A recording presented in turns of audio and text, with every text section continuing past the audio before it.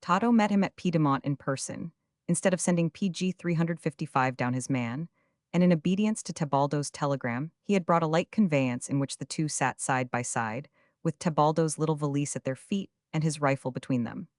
They were old acquaintances, for Tato had driven the Corleone family for years himself, and by deputy, as it were, while he had been serving his time in Ponza. He had a profound respect for Tebaldo, for he knew how the latter with his brothers had long ago led the soldiers astray when pursuing the brigands in the neighborhood of Camaldoli.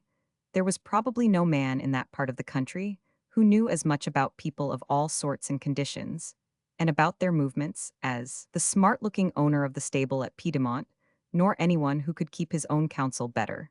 He was a thorough type of the mafioso, at all points, as San Jacinto had at first observed to Orsino. San Jacinto had always believed that the man had known of Ferdinando's intended attack and of the pitfall in the avenue. Tato told Tebaldo that he had driven San Jacinto alone up to Camaldoli on the previous evening, returning during the night. "What courage!" he exclaimed with some genuine admiration as he spoke of the big man. "After all that has happened, he is a man of iron, full of courage and blood." "There was no particular danger in driving up to Camaldoli," observed Tebaldo indifferently. Tato looked at him curiously for a moment to see whether he were in earnest. "Then you do not know?" he inquired. "They are in the woods above Manias." "They means the outlaws, or the carabineers, as the sense requires." Tebaldo looked quickly at Tato in his turn. "How many?" he asked. "A dozen or 15, said Tato. "There is Mauro and Leoncino, and the one they call Scientese was a gentleman of Palermo, but no one knows his real name, and the Masio there are many. Who knows all their names, but Mauro is with them." PG 356. "Leoncino is a good man," observed Tebaldo quite naturally. "Souls of his dead, you have spoken the truth. It was he that wore the carabineer's uniform when they took the Duca di Fornasco's bailiff. He has a face like a stone, yet Mauro himself is the best of them, though he is often ill with his liver. You know the life they lead. The food is sometimes good, but sometimes it is badly cooked, and they eat in a hurry, and then that poor Mauro's liver troubles him. Why have they come over from Noto, do you know?" "For a change of air, I suppose," answered Tato imperturbably. "But they say that the Fornasco is coming from Naples. Perhaps they would like to try for the Saracinesca. Who knows what they want?" "Do the carabineers know that they are near Manias?" "How should they know? Mauro and the Leoncino rode into Santa Vittoria yesterday afternoon to see good health to Udo C, where Don Francesco died. They asked the little lieutenant of infantry to tell them the way to the church, as though they were strangers. Do you think he has their photographs in his pocket? He took them for two farmers going from Catania to Randazzo."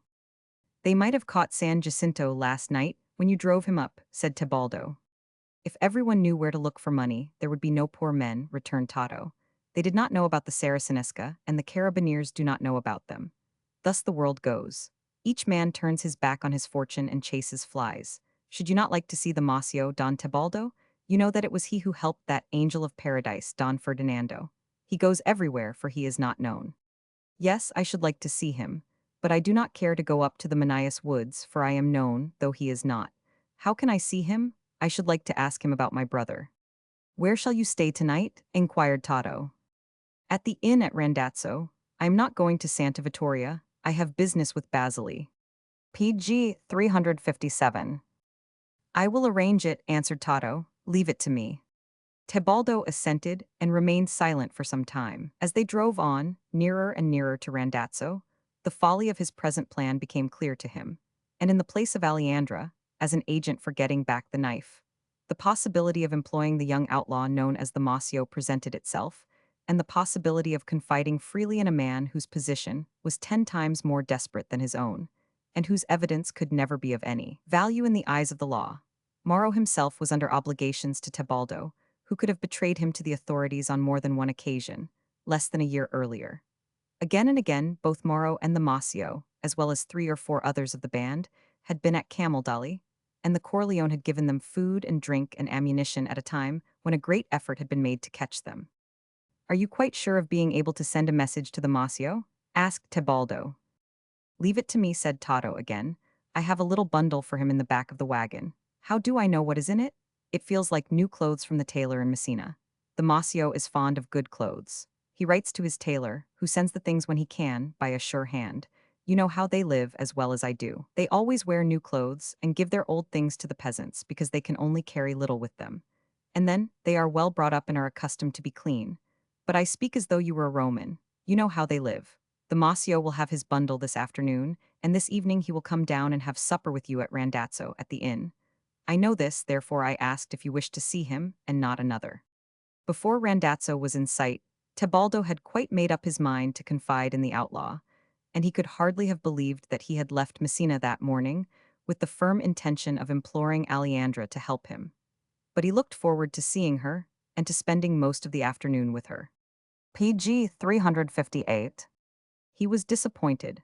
Everything happened exactly as at his last visit. Basile's man appeared at the door of the house, instead of from the stable, and gave precisely the same message. Aleandra had taken Gesualda to the country to visit some friends, and had not come back. No one knew when she meant to come.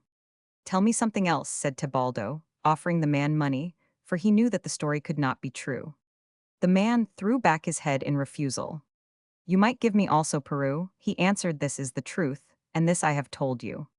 I should like to see Signor Basile, said Tebaldo, thinking that he might get into the house. The notary sleeps, answered the man stolidly, and he began to shut the door. To force an entrance seemed out of the question, and Tebaldo went away angry and disappointed. He could see that it would be of no use to try again, for the same answer would be given to his inquiries. It was enraging to know that the woman he loved was within a few yards of him and able to keep him away from her. But his anger was a relief from the perpetual anxiety about the knife, which was wearing out his nerves day and night. In the afternoon, he shut himself up in the room he had taken and tried to write to Aleandra, but he was in no condition for composing love letters. He could find nothing but reproaches for her unkindness in refusing to admit him, and as soon as he had expressed them, he felt that his own words exhibited him in an absurdly undignified position. Besides, he was really waiting in the unconscious hope of explaining her conduct to himself, when he knew that it was as yet inexplicable. Meanwhile, he tore up the pages he had covered, and threw the whole blame upon Basile, unwilling to admit that the woman he loved could turn against him. In the hot hours of the afternoon, he shut the windows and dozed restlessly on a hard sofa, and his evil dreams came upon him once more and tormented him, waking him again and again, just when the sweetness of rest was within reach. At last, his body being very weary, the dreams could no longer PG 359 wake him, and tortured him at their will while he lay in a heavy sleep. It was already dark when he awoke with a start. The door had opened, and a youth was standing beside him holding a candle in a brass candlestick, shading the flame a little with the other hand, and looking down into his face. I regret that I disturb you, said the young man in a gentle, girlish voice. I hope you have slept well. Tebaldo was already sitting up on the sofa and had recognized the Masio. The outlaw could not have been more than 22 years old and looked a mere boy. He was of medium height, delicately made, very carefully shaved, and dressed with a sort of careless good taste, wearing a black velvet jacket, immaculate linen, riding trousers with gaiters, patent leather shoes, and silver-plated spurs. He was hatless, and his short, soft brown hair curled all over his head, close and fine, like curly astrakhan fur. There was a tender, youthful freshness in his skin, and he had beautiful teeth. He had studied for the bar and had been driven to outlawry because, failing to pass his final examination, he had shot his teacher through the head at the first opportunity. But he had killed a number of men since then and had almost forgotten the incident. Tebaldo rose to his feet and greeted him. A friend told me you were here and wished to see me, said the Masio. I am at your service, though to tell the truth I am somewhat ashamed to meet you, after that unfortunate affair at Camaldoli. Why, asked Tebaldo, I do not see. It was I that fired over the carriage to draw away the escort, replied the other. Your poor brother was too enthusiastic. I was afraid that something would happen to him, for the plan did not seem to be very well thought out. In a manner, I feel responsible for his misfortune, for I should not have consented to what he proposed. I hope, however, that there need be no bad blood between you and me on that account. Ferdinando was always foolish, answered Tebaldo. It was certainly not your fault. PG 360. And now you have had another misfortune in the family, said the youth, sadly. I take the first opportunity of offering you my most sincere condolence. Tebaldo knew that with such a man it was better to be frank or to say nothing. He bowed gravely and proposed that they should have supper. The Masio answered with equal gravity and made a little bow on his side by way of acknowledgement. I was about to ask you to be my guest, he said. I supped with you at Camaldoli the last time we met. We might have supper here in your room, he suggested, but I fear to inconvenience you. Not at all, replied Tebaldo. I prefer it also. We shall be more at liberty to talk. For that matter, said the brigand, the conversation in the public room is often amusing and sometimes instructive. The lieutenant of carabineers sat at the table next to me the last time I spent the evening here. He was very friendly and asked my opinion about catching the Mosio. If you prefer to have supper downstairs, let us go down, said Tebaldo, laughing a little. But the fact is that I wish to consult you on a little matter of my own. In that case, it is different, but it was I that proposed your room. While the waiter came and went, preparing the table, the two men talked a little, continuing to exchange small civilities. The waiter knew them both perfectly well, and they knew him. In 20 minutes they sat down opposite each other, as proper and quiet a pair to see as one could have found in that part of the country. The Mosio had good manners, of a slightly provincial sort, and a little too elaborate. He watched Tebaldo quietly, with a view to profiting by the example of a gentleman who had lately been much in the capital. He ate sparingly, moreover, and mixed his black wine with a large proportion of water.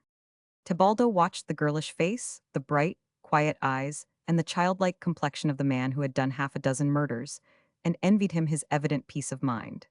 He knew, however, that his guest would not stay long, and PG 361 that it was necessary to tell him the story. The Mosio gave him an opportunity of doing so, almost as soon as the waiter had gone away. It was with the deepest regret that I heard of Don Francesco's accident, he said, looking up at Tebaldo. For that matter, answered Tebaldo boldly, I killed him myself. I always supposed so, replied the outlaw, quite unmoved. Are you going to join us if you are found out? It would be a pleasure to have you among us, I need not assure you. But of course, so long as there is no suspicion, you will remain in the world. I should in your place. Poor Ferdinando, whom we all loved as a brother, liked the life for its own sake. Poor man, if he had ever made an enemy, he would have killed him, but having none, his hands were clean as a child's. And in his very first affair, he was shot like a quail by a Roman. Heaven is very unjust sometimes. Yes, we all thought that you must have sent Francesco to paradise yourself and put the blame on the priest. It was well done. The priest will go to the galleys for it, I dare say. The youth's manner was as quiet as though he were speaking of the most ordinary occurrences. The knowledge of what he really was, and of what desperate deeds of daring he had done, somehow acted soothingly upon Tebaldo's nerves, for he needed just such an ally.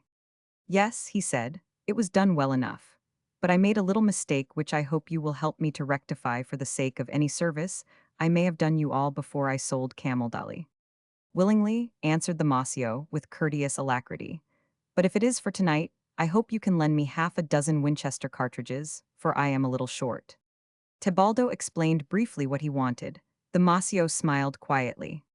Nothing could be easier, he said, when Tebaldo had finished. I will ride into the village tomorrow morning and get your knife. But, for another time, I should advise you to keep your weapon about you when you have used it. If you are caught, it is because you are suspected already on some PG 362 good ground, and the weapon makes little difference. But if you get away quietly, you leave no evidence behind you. That is true, answered Tebaldo thoughtfully, but there is no name on the knife. Nevertheless, someone might recognize it as yours, if anyone had ever seen it. No one ever saw it, excepting my brothers and, perhaps, my sister, when it lay on my table. But your advice is good. I might have saved myself much disquiet if I had brought it away. The Mosio made Tebaldo explain very exactly to him where the knife lay. He knew the village and the position of the little church well enough. They talked over the details of the matter for a while, speaking in low tones. I suppose you do not want the thing when I have recovered it, observed the outlaw with a smile. I should like to see it, answered Tebaldo. Then I should throw it away, I suppose. Again, the Mosio smiled in a rather pitying way. Then you might wish to get it back a second time. It has no name on it, you say. If it is a good knife, I shall put it into my own pocket, with your permission, as a remembrance of this very pleasant meeting. I should like to see it once, repeated Tebaldo. You do not trust me, after trusting me with the story. That is not right. I have proved that I trust you, replied Tebaldo. But the thing makes me dream. I shall not get a good night's rest till I have seen it. Then keep it by all means. I see, the brigand laughed a little in genuine amusement. I understand. Forgive me for thinking that I was not trusted. You have nervous, you do not sleep. We have a friend with us who is troubled in the same way. Do you remember the man we call Scientesi? He killed his sweetheart for jealousy and began in that way. That was 5 years ago in Palermo. If you will believe it, he dreams of her still, and often cannot sleep for thinking of her. Some men are so strangely organized. Now there is our Captain Moro himself. Whenever he has killed anybody, he gets a PG 363 gold 20 franc piece and puts it into a little leathern purse he carries for that purpose. Why? Asked Tebaldo with some curiosity. For two reasons. In the first place, he knows at any time how many he has killed. And secondly, he says that they are intended to pay for masses for his soul when he is killed himself. One tells him that someone will get the gold if he is killed. He answers that heaven will respect his intention of having the masses said, even if it is not carried out when he is dead. That man has a genius for theology. But I must be going, Don Tebaldo, for I do not wish to tire my horse too much, and I have far to ride. I will not keep you, but how shall I see the knife? You cannot come down again tomorrow. We should be glad to see you in the forest, if you can find us. Maro would be delighted. I have no doubt you will be able to find your way, for you know the woods as well as we do.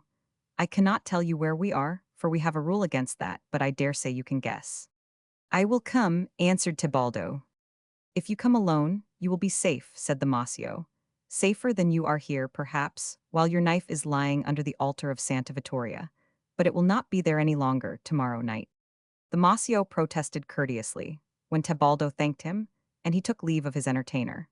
His coolness was perfectly unaffected, and was the more remarkable as he was certainly a rather striking young man on account of his good looks, his extremely youthful appearance, his perfectly new clothes, and a certain gentlemanlike ease in all he 999. He was known by sight to hundreds of people in various parts of the island, but he did not believe that any of them would betray him, and he passed the open door of the guest room, where the lieutenant of carabineers was playing dominoes with the deputy prefect, with perfect indifference, though there was a large reward on his head, and he was well known to the landlord and the waiter. To tell the truth, he was utterly fearless, and would never have allowed himself to be taken alive. But on their side, if they were ever tempted by the PG 364 reward, they knew how short and how terrible their own lives would be if they betrayed him to his death. The man who betrayed Leone still lives indeed. He is a blind beggar now, without feet or hands, in the streets of Naples. He left Sicily with his life, such as the outlaws left it to him, to be an example and a terror to the enemies of the mafia. Nor did the waiter show by any sign or word that he knew anything about the guest who had gone, when he came to clear the little table in Tebaldo's room. He did his work silently and neatly and went away. Tebaldo sat a long time by the open window, thinking over what he had done, and he congratulated himself on having acted wisely in an extremity from which there had been no other escape. It all looked easy and simple now. Tomorrow night, he thought, he should be sure of his safety. Then he would return to Rome again. His thoughts reverted more easily now to the dreams which Rome suggested, and he fell asleep with a sense of present relief mingled with large hopes for the immediate future. The Masio, on his part, would not perhaps have responded so promptly to Tebaldo's message, nor have undertaken so readily to carry out Tebaldo's wishes, if there had been nothing for the outlaws to gain thereby. But the alliance of such a man was not to be neglected at any time. He had served them in the past, and he could be of considerable service to them now. Maro had made up his mind to take one of the Saracinesca, if the capture were possible, and to extort an enormous ransom, sufficient to allow him to leave the country with what he should consider a fortune. He was well informed, and he recognized that a family which had such power as the Saracinesca had shown in getting Ippolito's case heard and disposed of in a few days, and previously, in persuading the authorities to move a body of troops to Santa Vittoria, must be able to dispose of a very large sum of money. Moreover, as the Masio had frankly admitted, the outlaws had all believed that Tebaldo had killed his brother, and, consequently, that he could be completely dominated by anyone who had proof of the fact.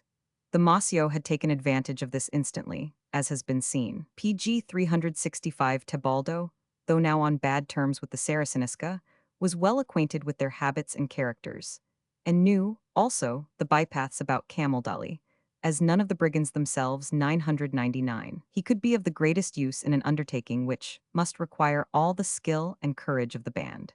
For it was no light thing to carry off such a man as San Jacinto or Orsino, protected as they were by a force of carabineers in their own dwelling, and by the 50 soldiers of the line who were quartered in Santa Vittoria. When Tato's message had arrived, Moro had not only advised the Masio to go down at once, but had instructed him to use every means in his power, even to threatening Tebaldo with a revelation of his former services, in order to get from him the truth about Francesco's death, as a means of controlling him in the future. It had been an easy task, as has been seen, and when the Masio returned to the band that night, his account of the meeting was heard with profound attention and interest. Mauro, who had a curious taste for churches, would have gone himself to Santa Vittoria had he not been there on the previous day. A second visit might have roused suspicion, whereas, since the murder, no one was surprised if a stranger asked to see the place where it had happened. The Masio was, therefore, directed to go himself, as he had intended. The outlaws were encamped at that time in certain abandoned huts, which the Duca di Fornasco had built as a safe retreat for some of his people during the cholera season of 1884. They were so completely hidden by underbrush and sweet hawthorn that it required a perfect knowledge of their locality to find them at all. But having been built on an eminence in the hills, in order to obtain the purest air, it was easy to keep a lookout from them by climbing into the big trees which surrounded them on all sides. A spring, situated on the eastern slope, at a distance of 300 yards, supplied the outlaws with water for themselves and their horses. Tebaldo, in former days, had led the carabineers to this spring, in their search for the band, but though the soldiers fancied that they had then quartered the hill in all directions, Tebaldo had skillfully prevented them from coming upon the disused huts in the PG 366 brush, wisely judging that it could be of no use to betray such a hiding place, which might be useful to his friends in the future. The Masio knew that Tebaldo would probably make first for the spot when he came to keep his engagement on the following day. PG 367. Chapter 34. The Masio slung saddlebags over his saddle, as though he were traveling some distance, and led his horse down from the huts by bypaths in the woods till he came to a place where the trees descended almost to the road, so that he could reach the latter without crossing any open country. Before emerging from cover, he looked long and carefully up and down the valley to be sure that no carabineers were in sight, who might be surprised at seeing a well-dressed man come out of the forest. A few peasants were visible, straggling along the road, and far away a light wagon was ascending the hill. The Masio led his horse carefully across the ditch, and then mounted in leisurely fashion and rode slowly away towards Santa Vittoria. The outlaw, who may at any moment need his horse's greatest powers, spares him whenever he can, and when not obliged to escape some danger will hardly ever put him to a canter. It was a full hour before the village was in sight. Once on the highway, the Masio felt perfectly at his ease and barely took the trouble to glance behind him at a turn of the road. He had excellent papers of various descriptions about him, including a United States passport of recent date, in which he appeared as an American citizen, and a proper discharge as corporal from the military service, together with a highly commendatory letter from the captain of the troop in which the unlucky individual to whom the paper had belonged had served his time in Milan. He also possessed a gun license in the same man's name, and the description of him which accompanied it suited him very well. Some of the papers he had bought at a good price, and some he had taken without PG 368 much ceremony, because they suited him. Today he did not even carry a gun and was, in reality, altogether unarmed, though he would naturally have been supposed to have a pistol or a knife about him, like other people in Sicily. If anyone had asked his name, he would have said that he was Angelo Laria of Caltanissetta, a small farmer. The name corresponded with the papers of the soldier, and as he was unarmed, it would have been hard to find any excuse for arresting him on a mere suspicion. If a man carries so-called forbidden weapons, on the other hand, the carabineers can arrest him for that offense alone, if they find it out, and can hold him till he can prove his identity. A knife, such as one can stab with, is forbidden, and the special license, which is required to carry a pistol, is not often granted except to very well-known persons, though a vast number of people really carry revolvers without any license at all. The Masio dismounted at the gate, walked up the street with his horse, inquired for the sacristan, and brought him back to the little church with the keys. "Have the goodness to hold my horse," he said to the fat man. "I only wish to look at the church for curiosity, and I will go in alone." The sacristan did not know him by sight, but with a true Sicilian's instinct recognized the mafioso in his manner. He proposed, however, to tether the horse to an old stake that was driven into the ground near the door, in order to go in with the stranger and explain how the priest had murdered Francesco. He had got the account off very glibly by this time. "My friend," said the Masio, In those saddlebags I have important papers and a quantity of valuable things, the property of an aunt of mine who is dead, and may the Lord preserve her in glory. I am taking these things myself, for greater safety, to my cousin, her son, who lives in Taormina. Now the reason why I begged you to hold my horse is not that I fear for him, though he is a good animal, but because some evil-disposed person might steal the property of my poor aunt. You understand, and you will have the goodness to hold the horse while I go in. PG 369. The sacristan looked at him and smiled. The Masio smiled very sweetly in answer, pushed the door open and went in, closing it behind him and leaving the keys on the outside. But when he was in the church, he took from his pocket a small wedge of soft pine wood, gently slipped it in under the door and jammed it noiselessly. It would have been rather difficult to open the door from the outside after that. Then he walked leisurely up the church, his spurs ringing loudly, so that the sacristan might hear through the door that he was in no hurry. He went up the altar steps and smiled as he noticed a few round, dark spots on the marble and one irregular stain. That was the very place where it had happened. He knelt down and tried to put his arm through the grating, but the space was too narrow. With the same leisurely certainty, he slipped off his velvet jacket and laid it on the altar, rolled up his sleeves, and tried again with his bare arm. No one, seeing him in his coat and glancing at his small hands, would have suspected the solid muscles above. Even now the grating was too close. It was of light iron, however, and twisted in a decorative design. He easily forced a scroll in one direction, a winding stem in another, and got his hand down to the bottom of the depression in which the glass casket was placed. He withdrew the knife and slipped it into the pocket of his riding breeches. Then he readjusted the iron ornaments, buttoned his shirt sleeve, and put on his jacket. As he walked down the church again, he took the weapon out. The broad blade was stuck in its black leathern sheath, and it required all his strength to loosen it.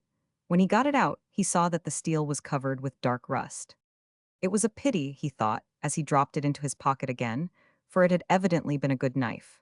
He would clean it with sand and a brick, and sharpen it on a stone, during the evenings, not because he could not have got a better one easily enough, but because it was an agreeable and interesting remembrance. He drew the wedge from under the door without making any noise, and went out into the open air. The fat sacristan had lit a clay pipe with a wild PG 370 cherrywood stem, and was slowly walking the horse up and down in the shade. The Masio took a small note from a neat pocketbook. Even when notes are scarce, in the wild finances of modern Italy, the outlaws manage to have them because they are easily carried. "Do you wish me to change it for you?" inquired the sacristan, holding the flimsy bit of paper between his thumb and finger. "Keep it for yourself, my friend, with 1,000 thanks," replied the Masio. But the sacristan refused and held the note out to him, returning it. "We are not of that kind," he said with dignity. "We do not wish to be paid for courtesy." "There are doubtless many poor persons in the village," answered the Masio, smiling and beginning to mount. "You will do me a favor by giving the money to those who need it, requesting them to pray for the soul of my poor aunt." "In that case it is different," replied the fat man, gravely. "I thank you in the name of our poor people. As for me, I am always here to serve you and your friends." The Masio glanced at the man's face as the last words were spoken. Tebaldo had told him who the sacristan was, and had described him accurately. "A greeting to your brother, Don Taddeo the grocer," said the outlaw, settling himself in the saddle. The sacristan looked up sharply. Being cross-eyed, it was almost impossible to know with which eye he was looking at one, but the expression did not change as he answered. "Thank you, you shall be obeyed, our service to your friends." They understood each other perfectly well, and the Masio rode slowly away into the brilliant light, leaving the fat man to lock up the church and go home. The outlaw had made a friend of him, but had not thought fit to ask him any questions about the state of the village or the movements of the Saracinesca. It was of no use to go any further than necessary at a first meeting, and the band had plenty of good sources of information. PG 371. Tebaldo spent the morning in a sort of feverish anxiety against which he struggled in vain. He went out for a stroll and passed twice before Basile's house. The weather was beginning to be hot, and the blinds were as tightly closed as though the house were not inhabited. As he passed for the second time, he fancied he heard Aleandra's voice singing softly in the distance. He could hardly have been mistaken, for it had the quality and carrying power, even when least loud, which distinguished the great voices of the world, the half a dozen in a century that leave undying echoes behind them when they are still. His blood rushed up in his throat at the sound and almost choked him, so that he pulled at his collar with his finger, as if it were too tight. He had not intended to try to see her again, but the fascination of the light and distant song was more than he could resist. He knocked and waited on the little steps outside the door. He was sure that he heard someone moving upstairs and approaching a window, and he guessed that he could be seen through the slats of the blinds. A long time passed and he heard no sound. Then, as usual, the stableman came to the door with his faithful, stolid face. He began to give the customary answer. The Signorina Aleandra has gone to the country with— "Let me come in," said Tebaldo, interrupting the man roughly. He was active, strong, and in a bad temper, and before the man could hinder him, Tebaldo had pushed himself into the house and was shutting the door behind him. "And the notary is asleep," said the man, concluding the formula in a tone of surprise and protest, but attempting no further resistance. "Wake him, then," cried Tebaldo, his naturally smooth voice rising to a high and almost brassy tone.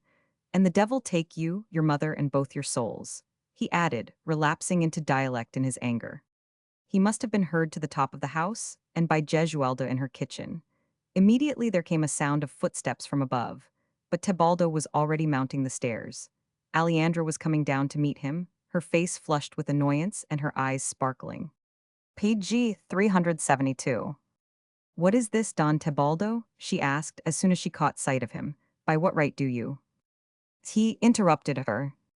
"Because I mean to see you," he answered.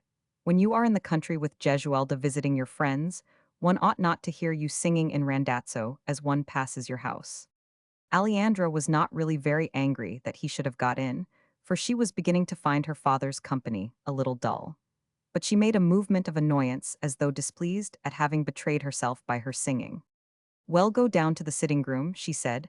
"I cannot turn you out since you have got in." They descended, and she sent away the stableman and made Tebaldo go into the front room, leaving the door open, however, as she followed him. His anger disappeared when her manner changed. He took her hand and tried to make her sit down, but she smiled and shook her head. "I cannot stay," she said, "but as for your having been kept out, that is really my father's doing. I suppose he is right, but I am glad to see you for a moment. I was afraid you had gone back to Rome." "Not without seeing you, but what absurd idea possesses your father?" "Hush, not so loud. The doors are open upstairs too, and one hears everything." "Then I will shut the door." "No, no, please do not," he would scold, for he would certainly know. "Besides, you must go." "I do not understand you at all," said Tebaldo, lowering his voice. "The last time I saw you, you were just like yourself again, and now I do not understand. You are quite changed." "No, I am always the same, Tebaldo." Her voice was suddenly kind. "I told you the whole truth in Rome once for all. Why must I say it over again? Is it of any use?" "It never was of any use to say it at all," answered Tebaldo. "You do not believe that I love you." Page 373. "You are wrong. I do believe Eat as much as you do yourself." She laughed rather irrelevantly. "Why do you laugh?" he asked. "Such love is a laughing matter, my dear Tebaldo. I am not a child. It is better that love should end in laughter than in tears." "Why should it end at all?" "Because you are engaged to marry another woman, dear friend. A very good reason for me." She laughed again. "You have only a dead man's word for it," said Tebaldo, grimly. "Unfortunately, he is where he cannot take it back, but I can for him. It is not true." He set his eyes, as it were, while he looked at her, in order to make her believe that he was telling the truth. But she knew him well, for she had known him long, and she doubted him still. She shook her head. "It may not be literally true," she said, "but practically it is the fact. You mean to marry the American. That is why neither my father nor I wish you to come to the house. You injure my reputation here in my own town, as you do in Rome. If you loved me, you would not wish to do that. I have held my head high at the beginning, and that is the hardest. I did not mean to say it over again, but you force me to. Do you want me? Marry me. If you were a rich man, I suppose I should be ashamed to speak as I do. But we are both poor, you for a nobleman and I for an artist. So there is no question of interest, is there? I have not seen your American heiress. She may be handsomer than I, for I am not the most beautiful woman in the world. She is rich, that is her advantage. She may be a good girl, but she is no better than I, the singer, the notary's daughter, who have nothing in my whole life to blush for. Look at me now as I am. You know me. Choose between us and let this end. I am willing to marry you if you want me, but I am not willing to sacrifice my good name to you, nor to any man in Europe, king, prince, or gentleman. Here I stand, and you may look at me for the last time, compare me with your foreign young lady, and make up your mind definitely.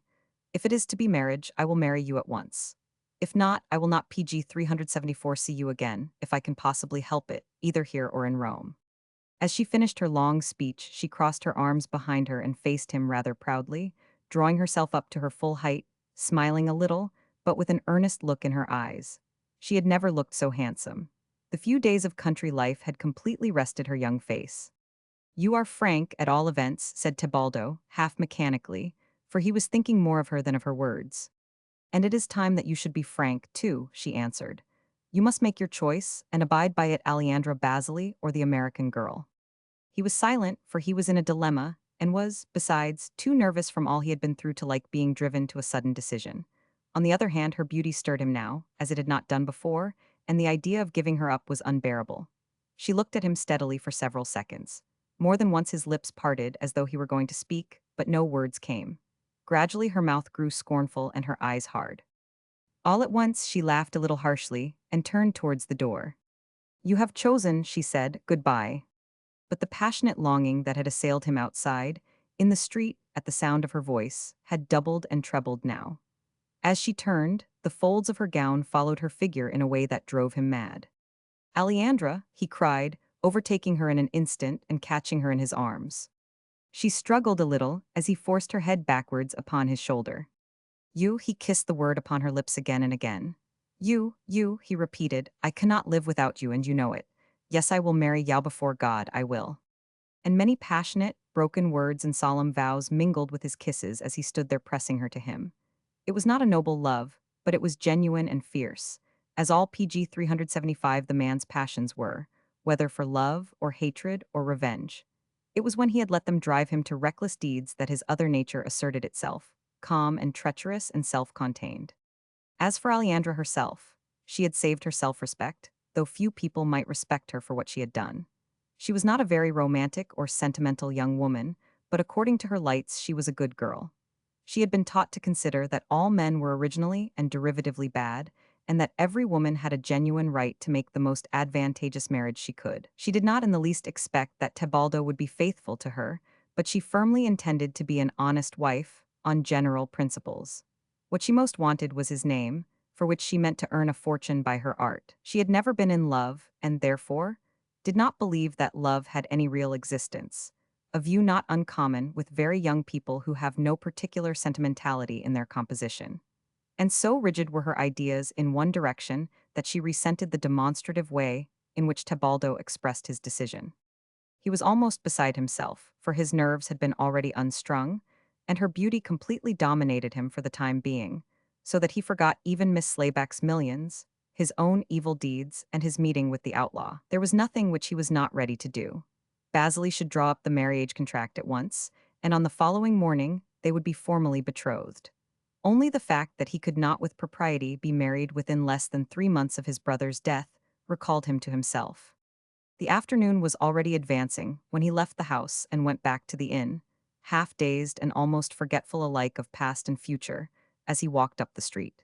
Before he had gone 100 yards, however, he had regained enough composure to think of what he had to do, and when he reached the inn, no one would have supposed that anything unusual had happened to him. As he rode out of the town half an hour later, he vaguely PG 376 wondered at himself for what he had done, and wondered, also, how he could get out of his present difficult position. He looked at his watch and saw that it was growing late. He had far to ride, and had intended to start much earlier in the afternoon. He had the innkeeper's best horse, but it was rather a slow animal, not to be compared with Basili's brown mare. He quickened his pace as well as he could, however, and cantered along the more level stretches of the highroad.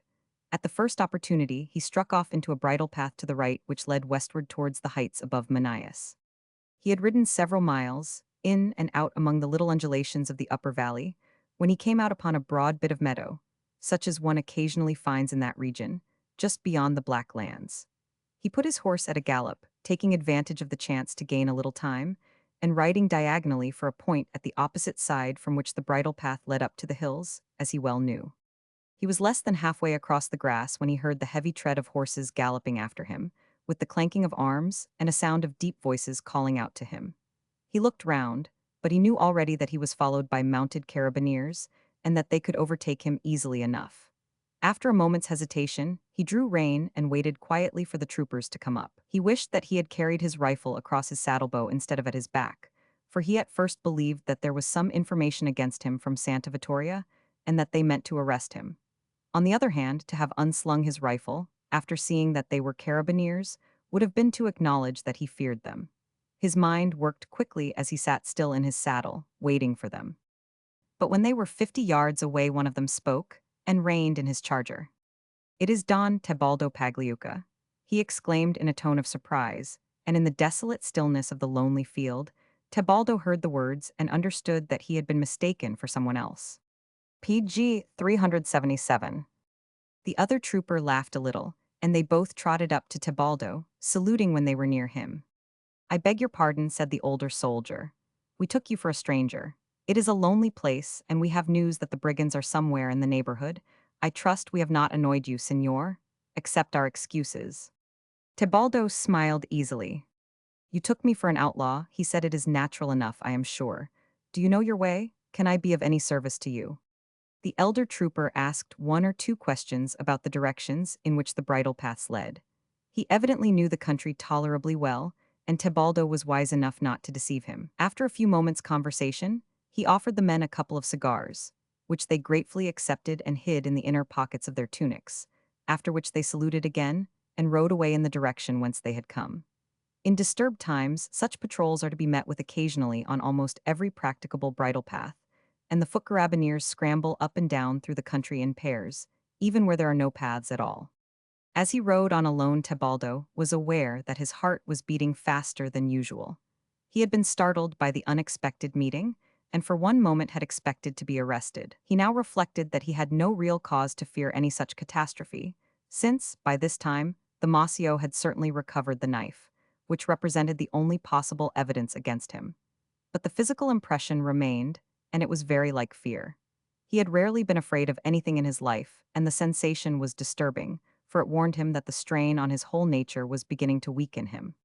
He pressed on, urging his lazy horse whenever the ground permitted, and cutting across through the woods from one bridle path to another, as often as he could, shortening the way to gain time. He was near the foot of the hill on which the outlaws were camping, and was just about to cross the streamlet which ran down from the spring, when a man in PG 378 tweed clothes, that had an English look, quietly stepped out from behind a bush and stood in his way, at the water's edge, holding a rifle in his hand. Tebaldo's horse stopped of his own accord. "Your name, if you please," said the outlaw civilly. "Tebaldo Pagliuca. I come by appointment to visit one of your friends." "Name him, if you please." "The Mossio," said Tebaldo, knowing that if the names had not agreed with those given to the sentinel as a pass, the man would probably have killed him instantly as a spy. "I will show you the way," said the brigand, slinging his rifle on his shoulder. "I know the way perfectly," answered Tebaldo. "Pray do not trouble yourself." "It is a pleasure," returned the other, and he cleared the little stream at a bound. Tebaldo guessed that he was not altogether trusted even now. As the man walked up the hill, he whistled softly, and in a few moments, emerging from the brush into a little clearing, Tebaldo saw the Mossio waiting for him. It was dusky under the trees, but Tebaldo could see the pleasant smile on the girlish face. The Mossio had his rifle under his arm and was smoking a cigarette. The man who had led Tebaldo to the spot disappeared into the brush, returning to his post by the stream. Tebaldo dismounted.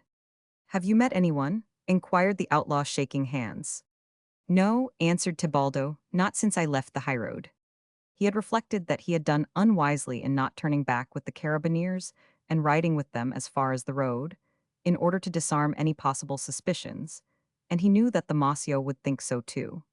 He should, if necessary, have even waited till the next day before coming up to the camp, but his anxiety to see the knife safe in the Mossio's possession had outweighed everything else.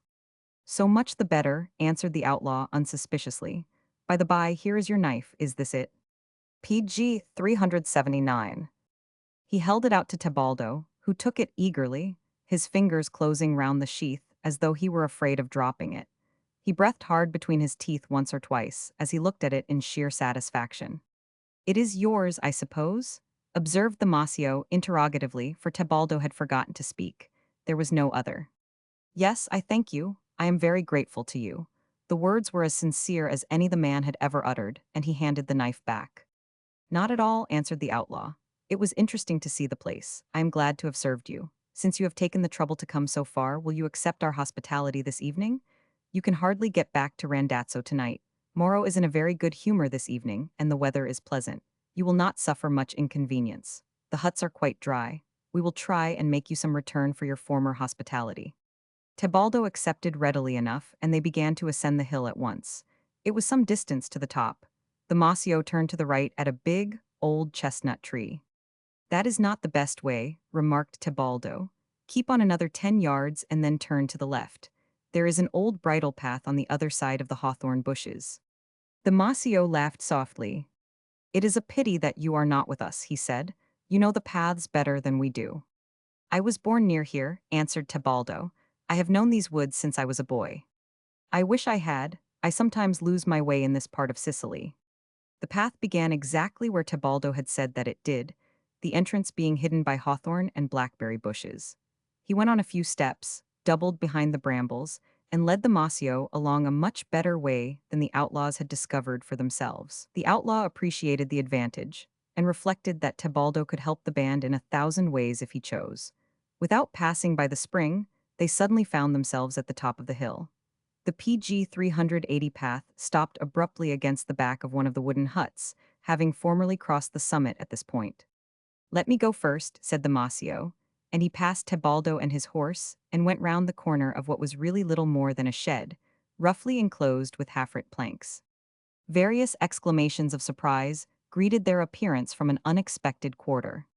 Our friend, Don Tebaldo Pagliuca, said the Masio, addressing a number of men who were sitting and lying about on the dry ground. He knows the woods better than we, and has shown me a new path from the big chestnut tree. He is welcome, said Maro, in a dull and muffled voice, but with some cordiality.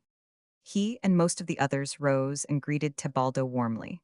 Some had known him already, and almost all had known Ferdinando well. They were a strange-looking set of men. Most of them were well-dressed, and so far as their clothes were concerned, might have been taken for a party of southern country gentlemen and rich young farmers, camping during a day's shooting. Maro, who was by far the oldest, might have been 7 or 8 and 30 years of age, but not more, and most of the others were evidently under 30. They were all strong-looking, with the toughened appearance of men accustomed to live in the open air and to take exertion as a matter of course. The Masio alone had preserved his marvelous, childlike freshness of complexion. The Masio means the soft, being similar to our English word mush, and the youth's looks accounted for the name, while his remarkable strength and utter fearlessness contrasted rather comically with the epithet. The peculiarities in the appearance of his companions were chiefly in their faces and expressions. Most of them had the oddly sinister, unchanging smile with something contemptuous in it, which so often characterizes adventurers, both within the pale of society and beyond its bounds. Such men do not laugh easily. In their eyes, too, there was the look one sees in those of some red Indians and of dangerous wild animals aware of pursuit and always inclined to turn at bay rather than PG 381 escape.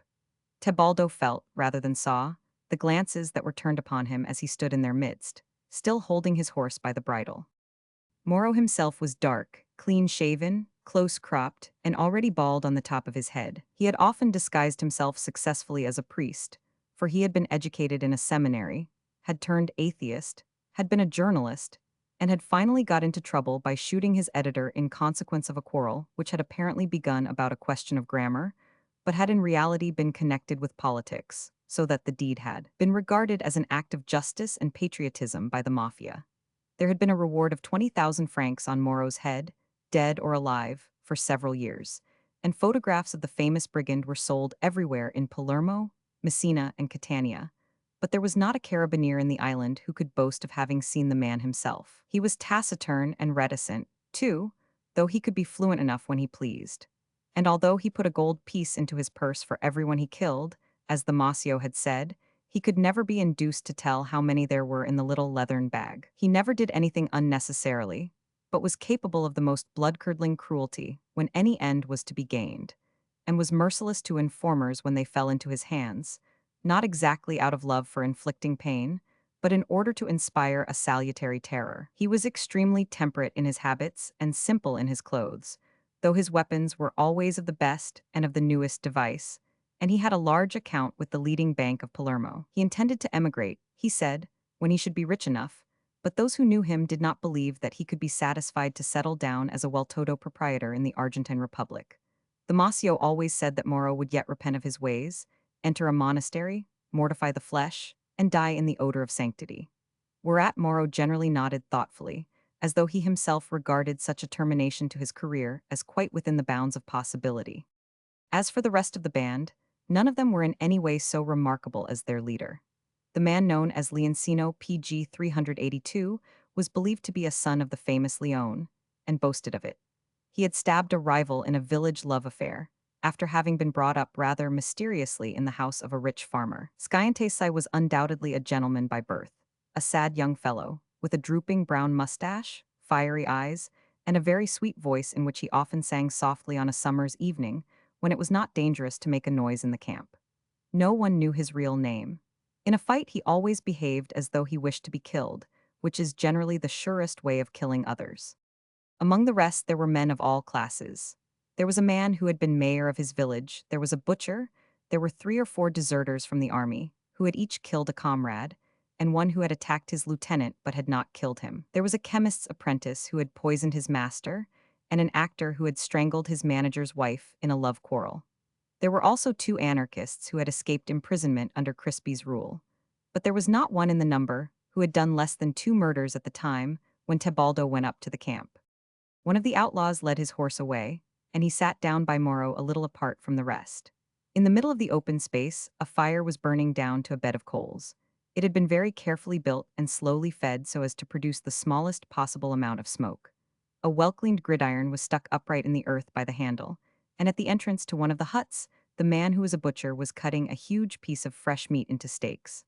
After the first greetings, the men relapsed into silence and paid little attention to Tebaldo. Moro talked with him in low tones. The chief seemed, indeed, unable to speak loud. He asked many questions about the Saracinesca, but he would have considered it a breach of civility to refer to the truth about Francesco's death. These Saracinesca are naturally antipathetic to you, he observed, and I dare say you would not be sorry if one of them put his ears in pawn at my bank. They are a powerful family, answered Tebaldo cautiously. PG 383, if one of them were taken by you, there would be reinforcements of carabineers throughout Sicily. These carabineers are much like flies, said Moro thoughtfully. They come in swarms, they buzz, and they fly away again, leaving nobody much the worse. It means a little more caution for a month or 2. That is all. But the Saracinesca would pay a good sum to keep the young heir's nose on his face, and San Jacinto would probably write a check at my dictation before he were half roasted. He spoke quietly and in a reflective tone. For my part, replied Tebaldo, I wish them no good, as you may imagine. But the younger Saracinesca is in Rome. San Jacinto came back last night, it is true, but he is safe at Camaldoli. Safe is a relative term when we are in the neighborhood, remarked Moro. Especially if you will give us your assistance, he added. On the whole, it would be more convenient to take San Jacinto. He could write the check, and I could cash it almost before there were any alarm, holding him until we got the money. If we took the young one, we should have to communicate with the family. That is always disagreeable. You might have difficulty in cashing the check, suggested Tebaldo. None whatever, replied Moro. You are quite mistaken. That is always easy, though of course money in cash is preferable. A cash transaction is always better, as a mere matter of business. Tebaldo had not by any means anticipated that he was to be called in as an ally in such an affair, and did not like the prospect at all. He promised himself that he would return to Rome as soon as possible. For the present, he put aside the extremely complicated position in which he was placed by having given 2 promises of marriage. He felt uncomfortable, too, and chilly. He shivered a little, and Moro noticed it, and called for a cup of wine. Tebaldo swallowed it eagerly and felt better. It will be necessary for you to help us, said Moro, presently, and in a tone of quiet decision. No one knows PG 380 for the land about Camaldoli as well as you do, and the approaches to the house. I would rather not be involved in the capture, answered Tebaldo. I am sure you will not refuse, replied Moro, smiling at him. It will be a little return for the service the Masio has done you. He was very glad to help you, of course, but you must not forget that you are one of us now, and that we always help each other when we can. I am sure you will not refuse. Tebaldo glanced sideways at the quiet, priest-faced man, who had been the terror of Sicily for years. He realized that the outlaw had spoken the truth, and that he might at any moment have to turn outlaw himself if the secret of the knife were known. He knew the brigands and their ways. They would keep faith with him, even at the risk of their own lives, but he must submit to their conditions. They had him in their power, and he must help them if they required him to do so. If he refused, information would be in the hands of the carabineers in 12 hours, which would drive him into outlawry if he escaped at all. But if he helped them, they would stand by him. He had not foreseen such a situation. "What is it that you wish me to do?" he inquired after a short pause. "I will tell you," answered Morrow. "There are now only 4 carabineers quartered at Camaldoli, and as they ride on patrol duty like the rest, there are never more than 2 in the house at a time. There is San Jacinto himself, so that there are 3 men to deal with.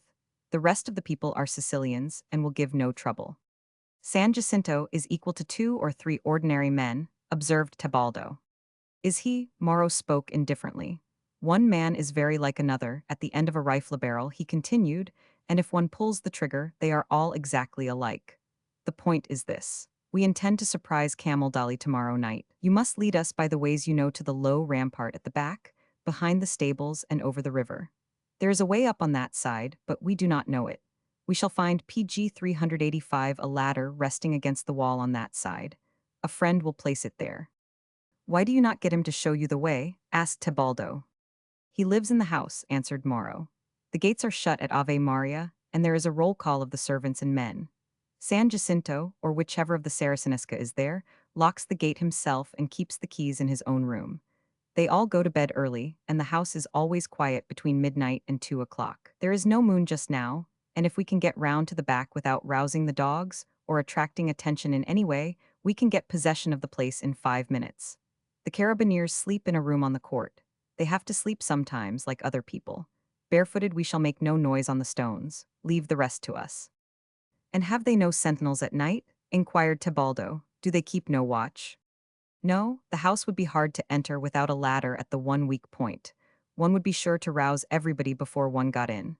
But once in the court, we can silence the 2 carabineers in a moment, and then we shall be 15 to 1 against San Jacinto. I would not give much for his safety then. The main thing is to reach the ladder quietly and all together. The paths are difficult, there is water in the stream still, and we must know where to ford it in the dark, for we could not safely approach from the other side. Your help is absolutely necessary to this enterprise. As I said, I am quite sure that you will give it quite sure." He emphasized the last words a little, and Tebaldo knew what he meant. There was no choice. "I will do as you wish," he said reluctantly. "I will come here before sunset, and when it is time, I will lead you by the shortest way." The Massio's eyes were watching him and met his own as he looked up. PG 386. Chapter 35. The 2 carabineers who had met Tebaldo in the field had treated him with the greatest civility, but when he was out of hearing, they discussed the rather singular meeting. The more they thought of it, the more strange it seemed to them that he should have been riding alone, without so much as a portmanteau, by way of luggage, towards the Manias woods, and at such an hour. It must be remembered that before Francesco's death, and since Ferdinando's, the authorities had everywhere been warned against the Corleone family, in the expectation of some outrage against the Saracinesca or their property.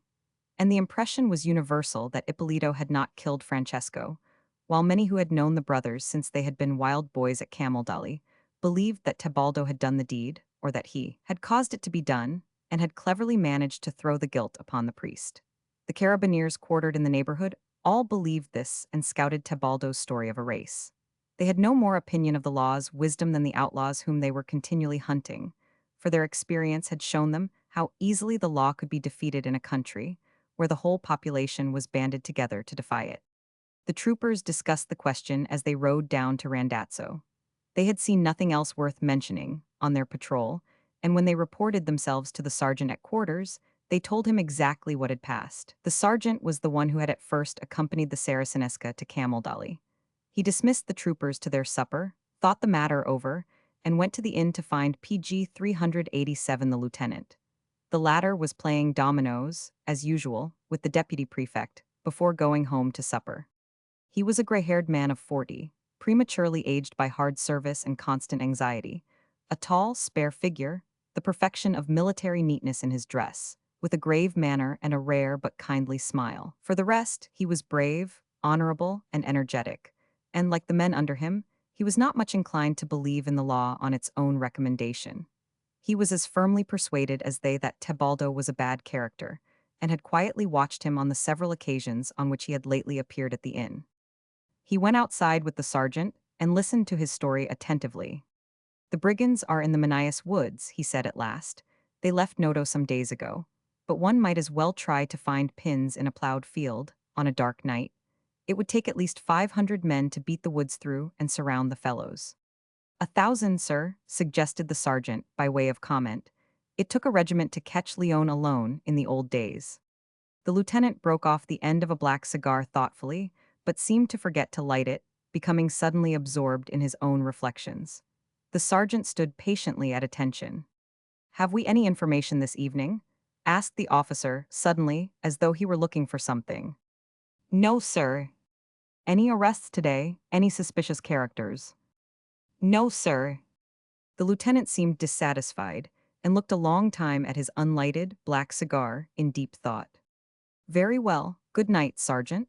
He nodded and turned away, but looked round before he had made 2 steps. "Have 2 men ready all night, in case I should need them," he added.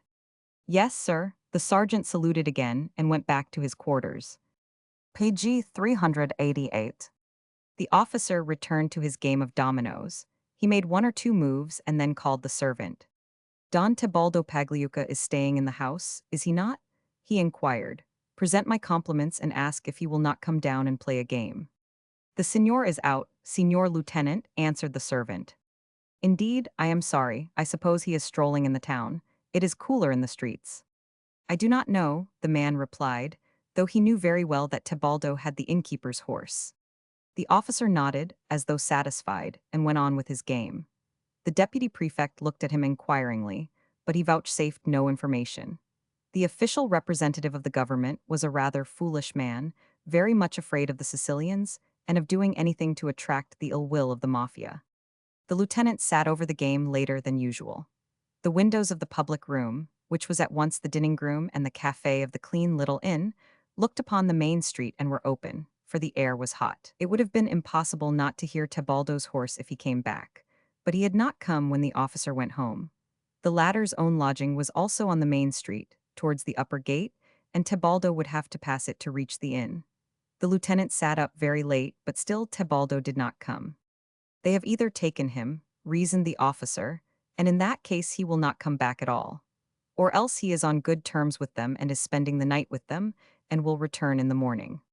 But at 7 o'clock in the morning, being about to show himself at his window, the lieutenant heard the tread of a shod saddle horse in the street. It was Tebaldo, looking pale and weary, leaning a little forward and dangling his feet out of the stirrups, as though he had ridden far and wished to rest himself. He had the unmistakable look of a man who has worn his clothes 24 hours, and the soldier's sharp eyes, looking after him when he had passed the window, saw little bits of bramble and leaf clinging to his coat. Page 389. The lieutenant shaved himself carefully and thoughtfully, and dressed with his usual scrupulous care. When he had buckled on his heavy cavalry saber, he opened a drawer in an old Sicilian cabinet and took out 2 little Derringer pistols, examined them to see that they were properly loaded, and slipped one into each pocket of his trousers. The tight swallow-tailed tunic of his uniform made it impossible to carry a revolver concealed. He might be going to risk his life as well as his reputation on that morning. When he left his lodging, he went first to the quarters of the carabineers and gave the sergeant an order. Then he went straight to the inn and asked to be shown to Tebaldo Pagliuca's room. An hour had passed since the latter had come back. The servant looked up in surprise, for though the officer and Tebaldo were on terms of civility, the man knew that they were not well acquainted. He had to obey, however, and led the way up 1 flight of stairs and knocked at a door on the landing. "Come in," answered Tebaldo's voice, indifferently, for he supposed it was the servant. The officer entered at once, taking off his cap. "Good morning, Don Tebaldo," he said courteously, before the other could speak. "Pray forgive my intrusion, but could you lend me your revolver for a few hours? I suppose you have one? My only one is out of order, and I prefer to carry one for what I have to do. I should be extremely obliged." "Certainly," answered Tebaldo, rather coldly, but a good deal surprised by the request.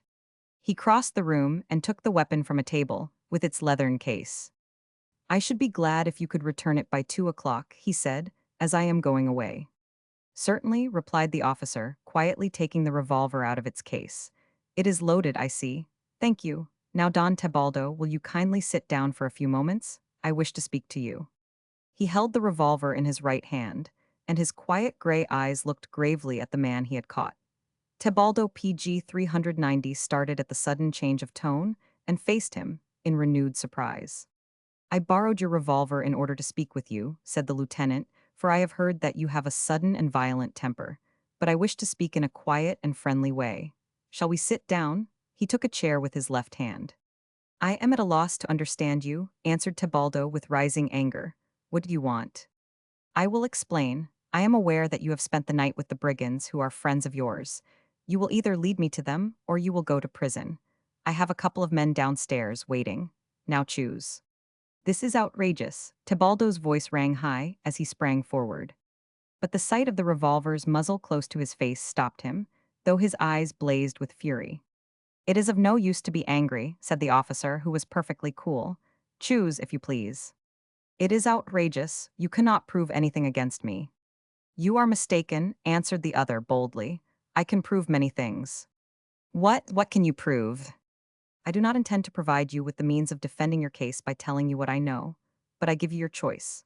I have full power to do so. Lead me and my men to a place where we can catch Morrow, and I give you my word of honor that no accusation shall be brought against you. Refuse to do so, and I give you my word that you will be handcuffed in 5 minutes and taken to Messina this afternoon. You know, of course, that complicity with a band of outlaws entails penal servitude. He saw plainly enough that he had not risked his reputation for nothing. Tebaldo was brave still, though he was unstrung and broken, but his face now showed the perplexity he could only feel if he were really in the situation the officer had prepared for him.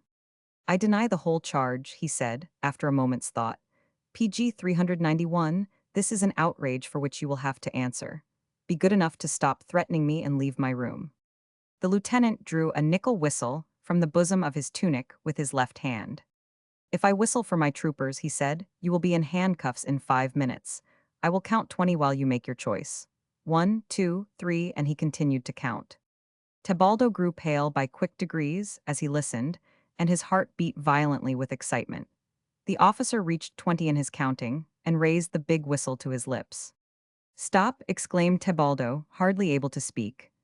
Well, asked the officer, holding the whistle ready near his mouth. You give me your word of honor that no accusation whatever shall be brought against me. None on the ground of complicity with the brigands, answered the lieutenant. I give you my word as an officer. There is no other to bring. Tebaldo was white. None that concerns me, replied the other, coolly. There is a good deal of diversity of opinion about your brother's death, as you must know. This is an insult. Oh no, I do not accuse you at all. I only wish to limit my own promise to the matter in hand. I have done so, and I understand that you agree, do you not? By force, for I suppose I must, replied Tebaldo in a sullen tone. You must further engage to protect me from the mafia. When you have caught the fellows, he added. You shall have an escort wherever you go, and as long as you please to remain in the country. That will not be long, said Tebaldo, almost to himself. So much the better. And now, if you please, at what time shall we start this evening?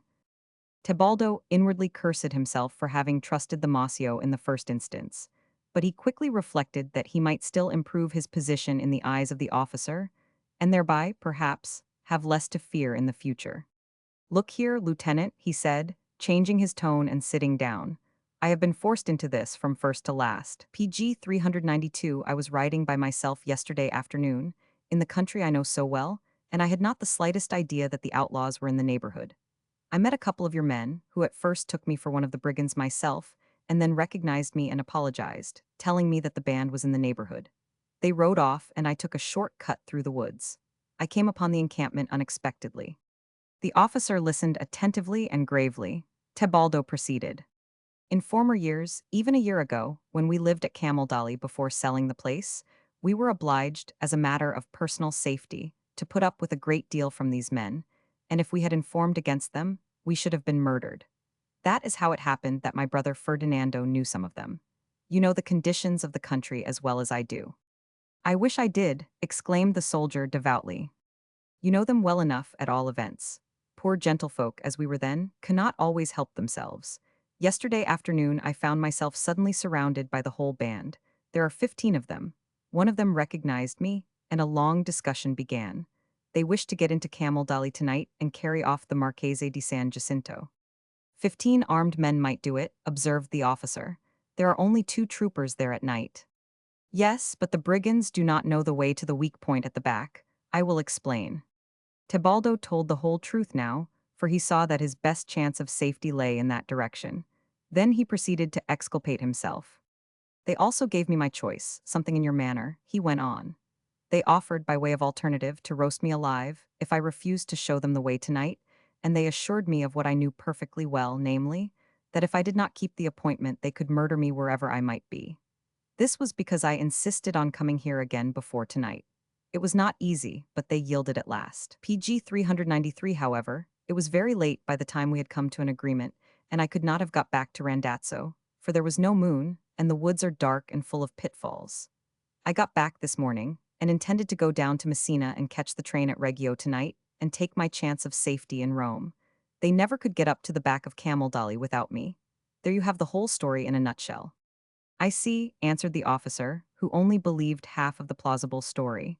You were in a most difficult position, but it is now in your power to do the country a great service. All that is necessary is that you should lead the band to the foot of the wall, as you promised.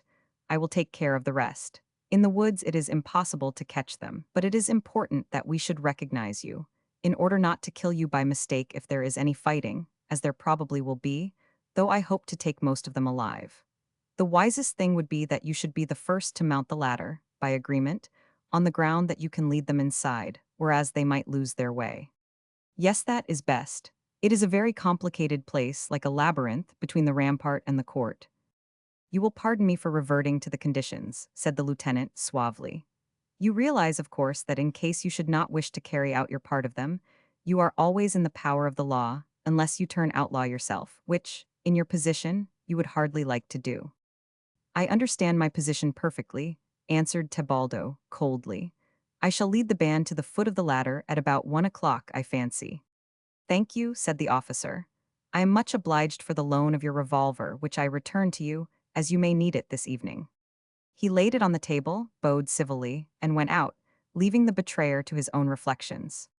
PG 394. Chapter 36. Tebaldo would have given half his life and all his soul to undo the work of the past 24 hours, but it was now absolutely impossible for him to draw back. His only chance of future safety lay in serving the government, though he did not like to think what his fate might be if he should fall into the hands of any friend of the outlaws after betraying them. Yet, short of joining them outright, he could not possibly escape arrest if he did not carry out the conditions of his agreement with the lieutenant, and, if once arrested, the latter would only need to tell exactly what had happened in order to convict him of complicity with brigands and send him to penal servitude. He was literally caught in a vice and could not move without ruining himself. It was early in the afternoon when he set out to ride to the Manias woods again. In spite of everything, he had been to Basile's house and had seen Aleandra again. Though what he was going to do was not noble, it was dangerous, and the sight of the woman he loved cheered him in his need. He looked ill and said that he had a touch of the fever, and Aleandra believed him and was very kind and gentle with him. He was really too naturally courageous, with all his hideous faults, not to enjoy the passing moment to the full. His marriage with Miss Slayback looked less and less possible, as Aleandra's influence gained the ascendant, and he formally bound himself to marry the Sicilian girl. It was like a pleasant dream between 2 spells of torture, and as he rode up towards the woods, it faded again into an improbability, and the ugly present truth rose in its place. Even to him, the idea of such a deliberate betrayal as he PG 395 contemplated was revolting. He was far too much a Sicilian to think otherwise. Apart from any apprehension for his own subsequent safety, he honestly detested the thought of leading men who trusted him to certain destruction, no matter how bad they might be. Even the fact that they had forced him to be their guide, against his will, had little weight. He knew instinctively that if there were any worldly honor concerned in so dishonorable a matter, it should have bidden him either refuse to serve the law and let the law do its worst against him, or turn outlaw and warn the band they were in danger. 10 days earlier, he might have had the boldness to do either the one or the other, but he lacked it now. His character was momentarily and perhaps permanently broken, and though he still had the physical courage to face violent danger, he grasped at any means of returning to a peaceful existence, like the veriest coward. All through the long ride in the desolate lands and the lonely forest, and throughout the evening that followed, his mind labored painfully against the secret and overwhelming shame of what he meant to do. And as he sat resting among the outlaws, he hardly spoke, except in answer to a question from Maro or the Masio, and made a bare pretense of eating a little for the sake of appearances. Again and again, he felt impelled to open his lips and warn his companions of their danger, and once his resolution almost broke down. But as he glanced at Morrow's quietly superior smile, a sort of sullen resentment got hold of him against the man who had forced him into his present position, and he held his peace. Once or twice he thought of the knife which the Masio had in his pocket, but he knew that a brigand's evidence would be worth nothing in law, and would be regarded as a mere attempt at vengeance for having been betrayed. It had been very different so long as the knife had lain under the altar, where anyone might find it. There were hundreds of knives like this one in Italy, and there could be nothing surprising in the fact that one belonging to a brigand should be rusty with blood. The bare assertion of the Masio would not be worth much. It was Morrow's intention to kill the carabineers in their PG 396 sleep. If possible, to bind and gag San Jacinto and get him out through the postern gate, and to bind in the same way all the Sicilian servants in the house, so that they could neither free themselves nor make a noise. They would themselves prefer this, and would submit patiently, as they generally did in such affairs, because if they were not made fast, they would afterwards be blamed for not immediately giving an alarm, whereas if they roused the village, they would expose themselves to Morrow's vengeance as informers. It must be admitted that the position of the servants was not precisely enviable. The postern of Camaldoli would then be locked again by means of the keys found in San Jacinto's room, and the keys would be thrown into the river. San Jacinto, bound on a horse, would be conveyed to a safe hiding place before morning, and all would be over. The brigands would be many miles away by that time, scattering over the country as they usually did, while 3 or 4 of the strongest and most desperate remained with Morrow to guard San Jacinto until he should see fit to ransom himself by writing a check. It was all very well planned. Tebaldo was instructed to disappear from the scene as soon as he had led the band to the foot of the wall. "I had better go up the ladder first," he suggested. "You will lose your way in the narrow passages between the rampart and the stables. The place is like a labyrinth on that side." "Of course," said Morrow, "if you will help us further, we shall be greatly obliged," but that was not in the agreement, so I did not venture to hope he stopped, smiling politely. "It will be better that I lead you into the court," answered Tebaldo. "If the carabineers are lodged there, as you say, they can only be in one room, for there is only one that would be at all suitable. It has a very small window, and in this weather they will leave the door open for coolness." The night was clear, but there was no moon. Under the trees it was very dark, but the starlight made each opening and clearing faintly visible ahead, between the stems, as Tebaldo led the way down the hill, with the unerring certainty of a true pathfinder. Again and again, Morrow, who followed PG 397 him closely, thought that he was taking a wrong turning, but Tebaldo never made a mistake as he swiftly and surely walked along, giving warning of any slight obstacle in a low, monotonous voice, and now and then turning his head a little to listen for those behind. They led 6 horses among them, Tebaldo's and 5 others, of which one was for San Jacinto, one for Morrow himself, and 3 others for the Masio, Leoncino, and Scientesi. The remaining outlaws were to return at once to the huts in the woods and get their horses there. It was characteristic of Morrow and his companions that they trusted Tebaldo's knowledge of the country, and followed him blindly after he had left the paths familiar to them. In and out he led them, always as far as possible under cover of trees and bushes, now and then over a stretch of dewy grass, then down into a little ravine, across a fork of a rough road, through more than one rivulet, ankle-deep, and always by a way which the horses could safely follow, since that was essential. At last he halted and looked at his watch by the starlight, for he had good eyes. "It is a little early," he said to Morrow in a whisper. "We are near. You can hear the water at the rapids where we must ford the river. It is not midnight yet, and we can reach the rampart in a quarter of an hour. Are you going to leave anyone with the horses? This would be the best place, for there are few trees between this and the water." He felt cold, his feet were wet, and a cool night breeze blew down the valley. He turned up the collar of his coat and shivered audibly. Morrow offered him a silver flask, and he swallowed a few drops of liquor. "We will do as you think best," said the chief. If you think this is a good place, we will tether the horses here and give them their nose bags to keep them quiet.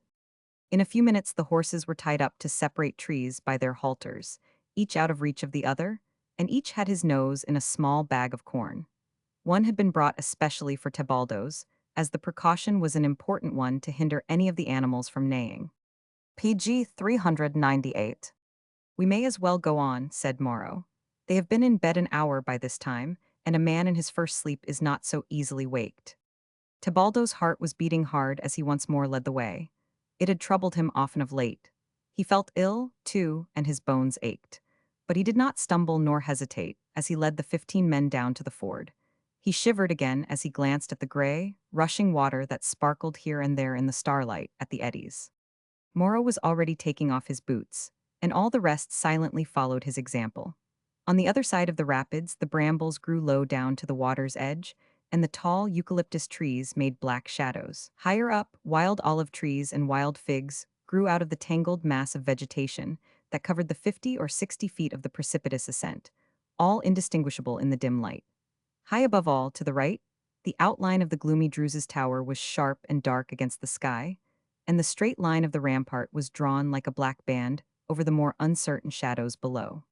Tebaldo whispered to Morrow to follow him carefully through the water, and the whispered word went back from mouth to mouth along the line till it reached the Masio, who brought up the rear. From step to step, knee-deep in the cold stream, Tebaldo felt for his footing in the familiar ford. He had known every inch of it since he had been a child, but the freshets often changed the bed, bringing great stones down in the winter rains, which sometimes lodged on the solid rock that came to the surface at that point and produced the ford. And Tebaldo felt his way cautiously with his bare feet. Reaching the other side, he followed the edge of the water downstream for a little way, till all the men had got out of the water and were following him, barefooted, over the stones. Then he touched Morrow to warn him that the ascent was about to begin, and each man touched the other in warning, from first to last. With their rifles on their backs and their revolvers slung in front to be ready, the 15 men followed their guides slowly and silently upwards. Here and there, the PG 399 rock jutted out among the bushes, affording a firm foothold to naked feet and hands. Again, they had to climb up by the gnarled roots of a twisted fig tree, each man trying the wood with his hands before trusting to it. Even if a bough or dry stick had cracked, the sound could not have been heard above the steadily monotonous roar of the stream below. They moved like mountaineers, without haste, but without a pause. The rampart was not more than 20 feet high above the final ledge, a rough wall of hewn stones, pierced all along the top by little slits for defense from the gallery inside. Tebaldo glanced to the right and left and saw the ladder in its place. It was one of those very long ones used by the peasants for gathering olives, made of two light and half-trimmed poles, sharpened at the lower ends to stick into the moist ground and thus obtain a hold from below, without throwing too much weight on the branches above, and with rungs nearly 2 feet apart. Tebaldo went to the foot of the ladder and listened, though the river would have prevented him from hearing any but a very loud sound from within. His heart beat in his ears like a strong, muffled drum. Morrow was close behind him and touched him on the shoulder and pointed upwards to hasten his movements. But he felt as though he were paralyzed. Morrow was impatient to get to work and pushed him quietly aside. It was so dark that those behind could not see what happened. Morrow stepped upon the ladder first, the next man pressed after him, and the rest followed his companions, while Tebaldo stood in the shadow, dazed and shaking with excitement. But as the last man silently ascended, his wits returned and he thought of his own safety. Peering up at the sky, he saw the man's dark figure disappear over the top of the wall. With one strong effort he loosened the ladder, and in an instant sent it flying down, end foremost, through the bushes. 3 steps he took under the shadow of the wall, and he plunged desperately down through the tangle, escaping for his life. He was swinging himself from a crooked root to a rock when an unearthly scream pierced the darkness, so loud and terrible that it might have been uttered close to his ear. He PG 400 dropped 10 feet in the dark, and before he touched the ground, even while he was still in midair, the quick fire of repeating rifles half deafened him. He rolled down, scrambled to his feet, jumped again, caught the bough of a tree, and swung himself out over the water, and still the rifle shots cracked through the roar of the river. He plunged on, for he was below the ford, almost sank, found bottom, saved himself, and fled like a gray wolf in the starlight, right across the open, barefooted as he was. The firing had not ceased when he was in the saddle, on Morrow's horse, galloping madly along the broken ground up the valley, towards the highroad to Santa Vittoria. Still he heard shots, and glancing back he saw the dim flash of the next above the wall. Then he rode for his life, standing with his bare feet in the stirrups, his heart beating with the furious gallop, and terror behind him, the terror he had never felt before, and which even now was not common bodily fear. He had given way at the last to a horror of shame at the thought of leading those men to destruction, to pass unhurt himself through the waiting soldiers, to be face to face with the officer who had cowed him into such a betrayal, to meet San Jacinto's gloomy scorn, to be thanked by him with the contempt he deserved, for having served the law he had so often defied. He rode for his life from the thing he had done, rather than from the fear of any pursuit. The fight had been short and deadly. Moro had reached the top and had dropped to the pavement of the gallery within the rampart. It was deserted, and all was quite still. He counted his men, till he saw the head of the last appearing at the top of the ladder. Then, with his rifle slung ready, with his knife in his right hand and his revolver in his left, he crept noiselessly along the stones to the entrance of a passage leading inwards. It was quite light in the starlight by comparison with the darkness in the tangle under the trees. He went on a few paces ahead of his men and turned again. Suddenly there was a tall man in front of him, who whispered as he came up.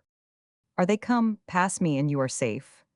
That was all, for he had been taken for Tebaldo in the PG 401 gloom. In a flash he understood, and with a single movement drove his knife straight to the man's heart. The trooper groaned as he died. Then, in a moment, the passage was full of soldiers, before, behind, everywhere.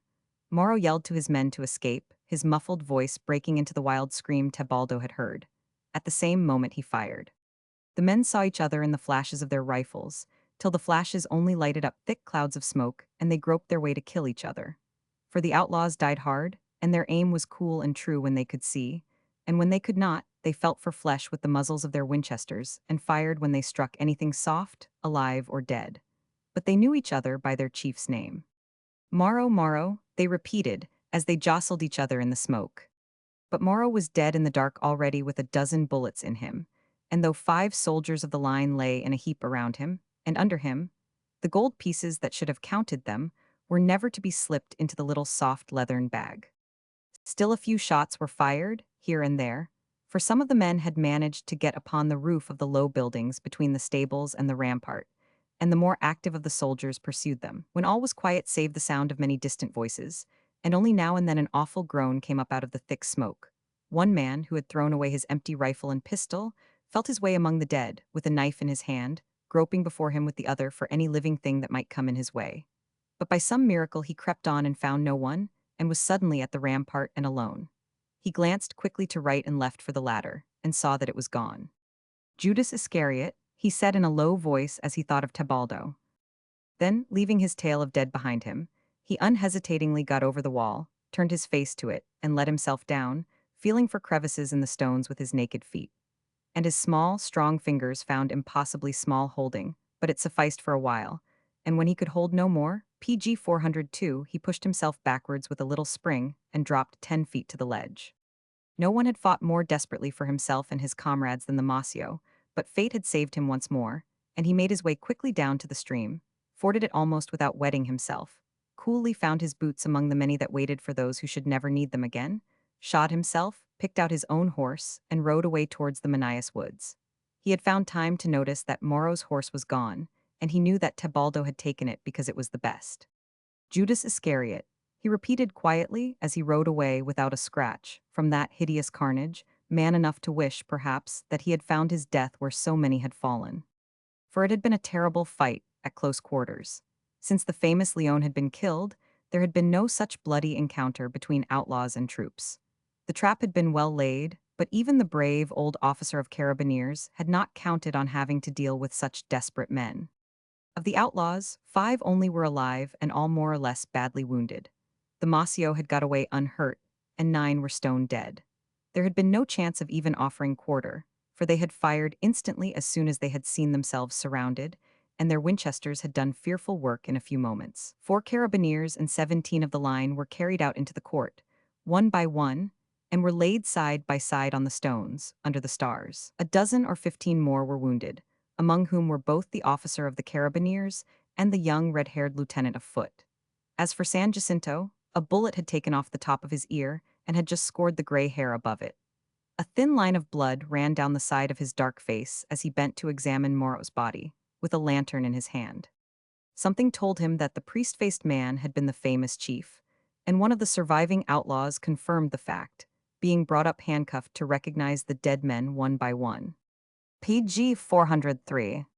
San Jacinto coldly wished that he might find Tebaldo Pagliuca among the slain, and said so. "Never fear," said the wounded outlaw with an ugly smile. "Traitors die slowly in Sicily, but they always die." He refused to answer any questions, of course, like the others who were taken, beyond identifying the dead, and they all swore that no one had escaped, and that Tebaldo had been mistaken in saying that there had been 15 instead of 14. But the famous Masio asked San Jacinto, who had heard of the youth, "Where is he?"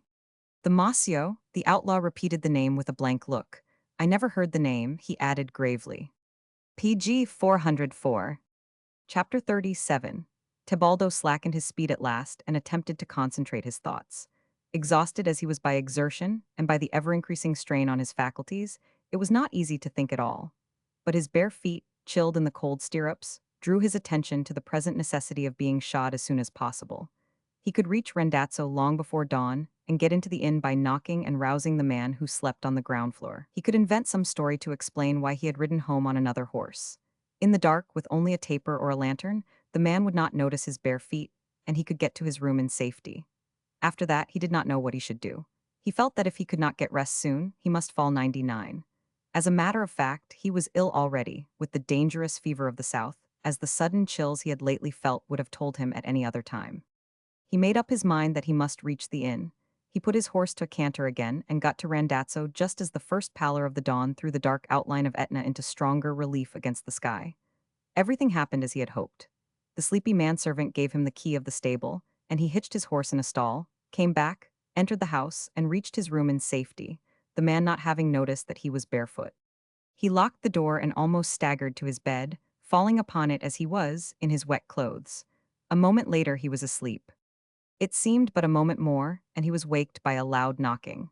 He started up in one of those hideous dreams of PG 405 fear, of which the whole length takes but an instant of time. The knocking was the sound of rifle shots, and he was once more plunging down through the tangle below Camaldully.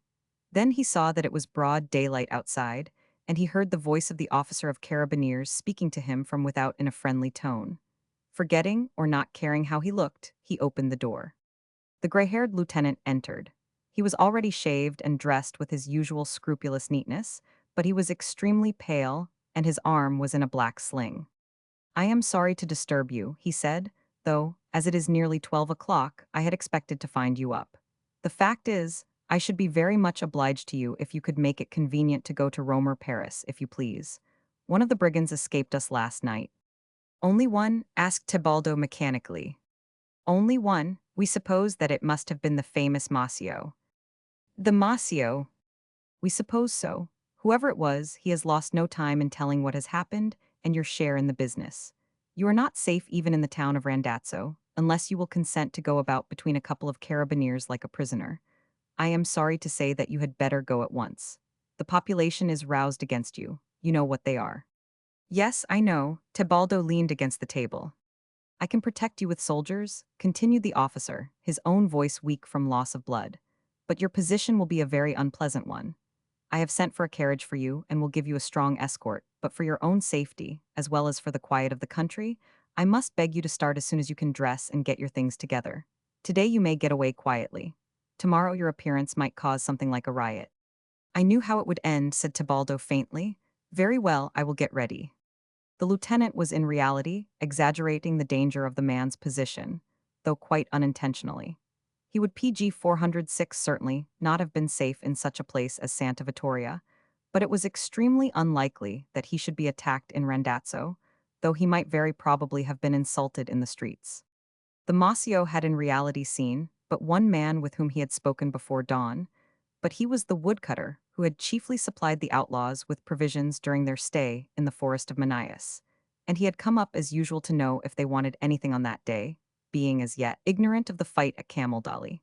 But as he came down, the man had met an acquaintance and had repeated the story without telling how he had learned it. Before noon, the facts were known far and wide from Santa Vittoria to Randazzo, substantially as the Masio knew that they had happened. The feeling against Tebaldo was at once infinitely stronger than that against the carabineers and soldiers. To a certain extent, the brigands always terrorized the country, and many of the better sort of people were heartily glad to know that the band of Moro had been finally destroyed, though they did not say so, lest some survivor should wreak vengeance on them. But there was no difference of opinion in regard to Tebaldo. It was not exactly treachery to carry people off by force and extort a ransom from them, as the outlaws 999. But to lead men who trusted him into a trap prepared for them by the troops was a betrayal which no Sicilian could forgive Tebaldo, even though it might have had some good results, and the name of Judas, which the Mossio had spoken alone in the solitude, was on every tongue. It is of no use to waste words in trying to explain this feeling, which most people will understand. The fact was that the whole population shared it, as Tebaldo knew that they must, since the story had become known. He recognized at once that he ought to accept the officer's advice and get away as soon as he could. He would write to Aleandra from Messina, but he was sure that she must despise him now, like everyone else. To all intents and purposes, he was a fugitive, as he drove out of the town, half an hour later, in a closed carriage with the ragged shades drawn down. Possibly he remembered, as he shivered in his corner beside the PG 407 Carabinier, how the light had fallen on Ippolito Saracinesca's face in the street of Santa Vittoria scarcely 10 days earlier, how the people had cursed the innocent man, and had thrown things at him, trying to bruise him from a distance. Another carabinier sat opposite in the carriage, and one was on the box beside the driver. Tebaldo vaguely understood that even the soldiers despised him, but he was almost past caring what they thought. The fever was slowly gaining on him, and his nerves were utterly broken. His face was like a yellow mask, and he hung his head so that his chin rested on his breast. He reached Messina in a dream and went to the wretched hotel there. He was not able to go on to Rome that night, and a doctor who was sent for said that he had the perniciosa fever. On the following morning, in Randazzo, Aleandra was sitting alone in her room. She had heard of all that had happened. 20 people had been to see the notary on the previous day, and the story had been repeated again and again, till she knew every word of it by heart. She was ashamed of ever having wished to marry such a man. That was her first sensation, and it had not left her yet. Though she was strong and sensible, she had shut herself up in her own room and had cried for hours, not for Tebaldo, but with shame and anger at herself. She hated him now far more than she had ever cared for anyone in her short life, and she was glad when she heard that he was gone, for she never wished to see him again. It was a perfectly simple state of mind. The man was a despicable traitor, in her view, and she hated herself for having ever believed in him. Her shame at the whole thing was not her own secret. That made it worse. Her father's friends knew very well that Tebaldo often came to the house and was in love with her, and had not been rebuffed. The lieutenant of carabineers himself generally came once a week to pay a visit, for he liked Basili. All the townsfolk knew it. It was a reproach, and a public one. It was a blot on her good name, and she felt it all the more painfully because she had never done anything to be ashamed of. PG 408. Again and again, through the night and in the morning, the burning tears of anger at herself ran over and scalded her cheeks, and then dried as her anger rose against Tebaldo. This morning, she had just been through one of these storms of tears in the solitude of her room, when Gesualda knocked at the door. Poor, ugly Gesualda, whose innocent little sin of eating an orange on the stairs one day had started the avalanche of fate that ended in the destruction of Moro's band, the death of Francesco Pagliuca, and the ruin of Tebaldo, would have died of horror had she known that all these things were the direct consequences of Basili's broken leg, which had brought Aleandra to Randazzo, followed by the two brothers. She entered quietly and stupidly enough. "Signorina," she said, "dry your eyes, for there is one who would speak with you downstairs." "Who is it?" asked Aleandra impatiently. "Will they ever let me alone? What does he want?" "Do not be angry, Signorina," answered the woman. "It is a young gentleman from Messina, who has a parcel for you in his hands and begs that you will kindly receive it yourself." "A parcel from Messina?" Well, Aleandra hesitated, but her curiosity was roused. "Tell him that I will come down immediately," she concluded. A few minutes later she descended the stairs, having plunged her face into cold water and done her best to remove the traces of her tears. She entered the front room and met a girlish-looking youth with close and curling brown hair and extremely well dressed in light gray. A rather delicate hand held out a parcel to her, as he bowed respectfully. "I was commissioned to hand you this parcel, Signorina," said the Mossio. "It is from one of your greatest admirers." "From whom is it?" she asked quickly, as she took the heavy little package. That is your friend's secret. He only begs that you will open it when you are alone. It contains a little surprise for you. I thank you for your kindness in receiving me, Signorina. Good morning. PG 409. He bowed and moved quickly towards the door. But you, Signor, what is your name? I am infinitely obliged. My name is Angelo Laria, Signorina. Good morning. Before she could stop him, he had left the room, and she heard the front door shut immediately afterwards. She looked out through the closed blinds, and there was no one within sight. It was as though she had dreamed of the visitor. Then she felt the package, shook it, weighed it, began to undo it, changed her mind, and went swiftly up the stairs to her own room. It might be an ornament or a jewel, she thought, sent to the celebrated singer by an unknown admirer. Possibly the well-dressed young gentleman who had brought it was himself the giver, in spite of what he said.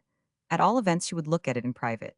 She bolted the door of her room, sat down near the window in order to have plenty of light, and opened the parcel carefully. It contained a letter sealed, addressed to her, and folded round the black leathern sheath of Tebaldo's knife. She took the letter in one hand and the knife in the other, turning over the latter curiously. But she was too much a Sicilian not to have heard of such messages, and she guessed that the letter contained either a threat or a warning.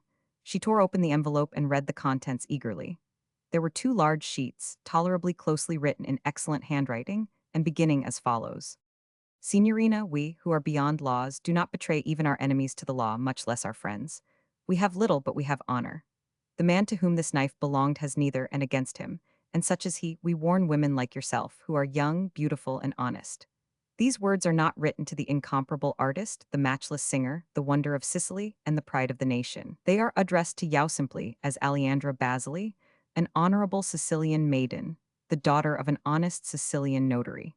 It is known to us all that you have put your faith and trust in Tebaldo Pagliuca. Consider what is here written, your own honor and your father's name, and PG 410, do not marry one who has betrayed his friends to death and captivity, and who, moreover, murdered his own brother with the weapon I now place in your hands.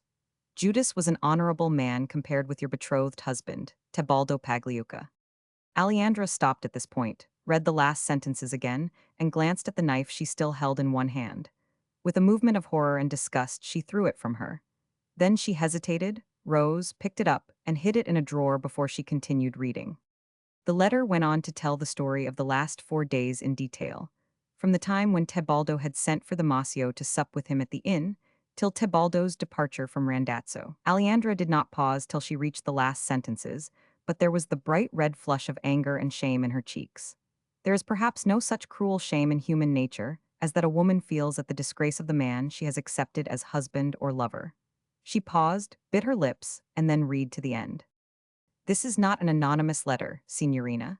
I who write to you am known as the Masio, but many people call me Angelo Laria. I am he who by a miracle escaped from the massacre the night before last, when all my friends were dead or taken, and I had not a shot left to fire.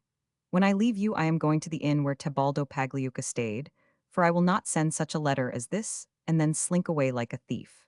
It is in your power, if you have read this at once, to inform the authorities and have me taken. I am not even armed. We, who have no law, do not betray our friends, but we warn our women against such men as Tebaldo Pagliuca, and we know that they will not betray us treacherously as he 999. There was no signature, for none was necessary. There were few in Sicily who had not heard the name of the Masio, and many strangely romantic stories were told of him. Some may think that, considering what the man was, Aleandra should have delivered him up forthwith to justice. She would as soon have stabbed her father in the back. But gradually, as she leaned back in her chair, staring at the PG 411 wall, the angry flush subsided from her cheeks, and a dreamy look came into her face. This outlaw is at least a man and a brave one, she said to herself as she thought of him. The Masio was quite safe, so far as she was concerned.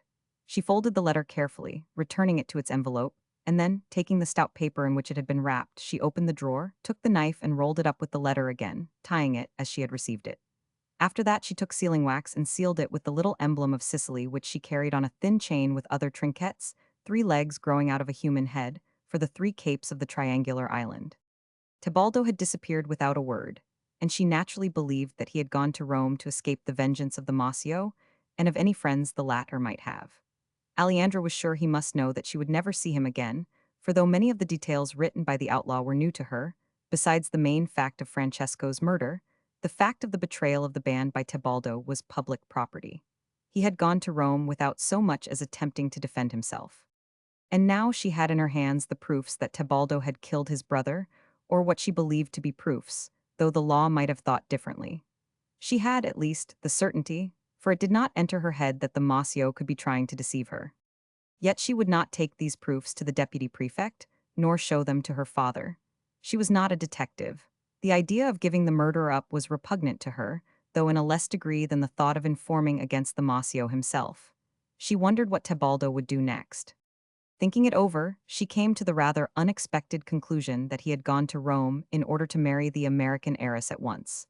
At first this seemed wild, but she grew accustomed to the thought in a few moments, and it impressed her. There would be much in favor of the plan, if he could carry it out. Once married to Miss Slayback and PG 412 her millions, Tebaldo could leave Italy forever and spend the rest of his life as he pleased. The mafia could not pursue him to a foreign country. Even in Rome, he would be comparatively safe, for Rome, she thought, was a very civilized capital, and one man could not easily wait for another in the Villa Borghese as he could at the turning of a lonely Sicilian road. More she thought of it, the more certain she felt that he meant to marry Miss Slayback. All the details of her last interview with Francesco came back vividly. Knowing now that Tebaldo had killed him, she was more willing than before to believe everything Francesco had said. Tebaldo had loved her in a fierce and brutal way, but he had never meant to marry her at all. He had meant something else. Her cheeks burned once more, and her eyes flashed dangerously. He should not marry Miss Slayback either, she thought. Then she reflected a little more calmly on her own position, and she decided to leave Randazzo at once. After what had happened, she could not stay in her native town, ashamed to show her face in the streets. Even the outlaw had known that she was engaged to marry Tebaldo Pagliuca. The very children would point at her. Her father was much better, and she communicated her decision to him. He was very grim and silent about it all, but he thought she was wise.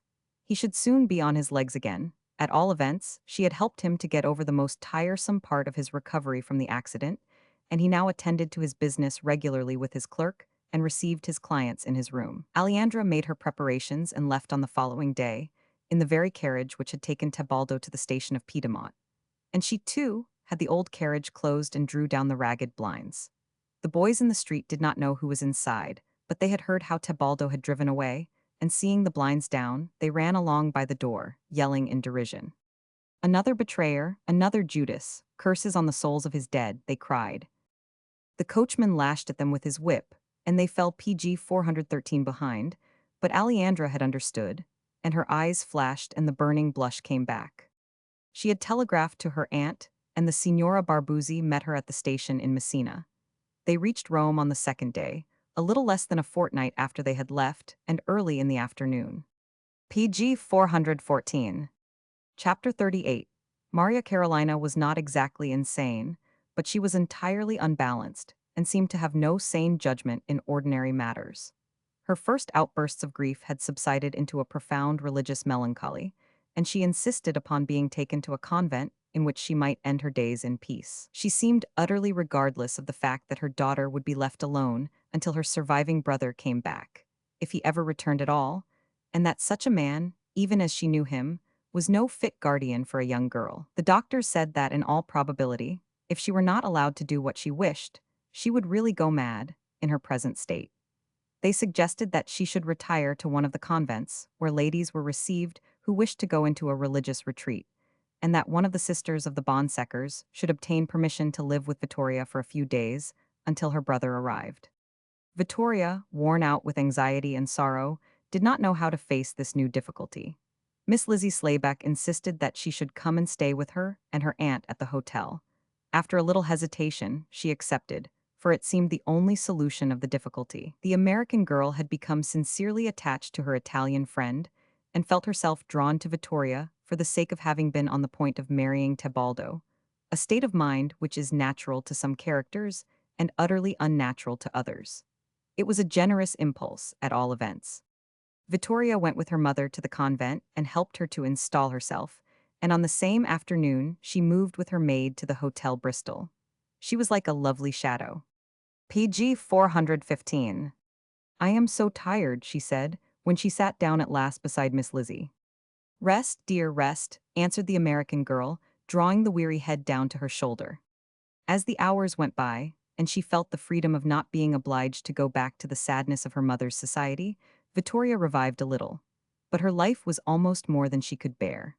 The papers had been full of the capture of Moro's band, and of her brother's share in it, for the story had spread like wildfire over Sicily. Even the Roman papers made scathing allusions to Tebaldo's possible relations with the brigands, and while congratulating the government on its victory, made sarcastic inquiries into the state of the betrayer's conscience.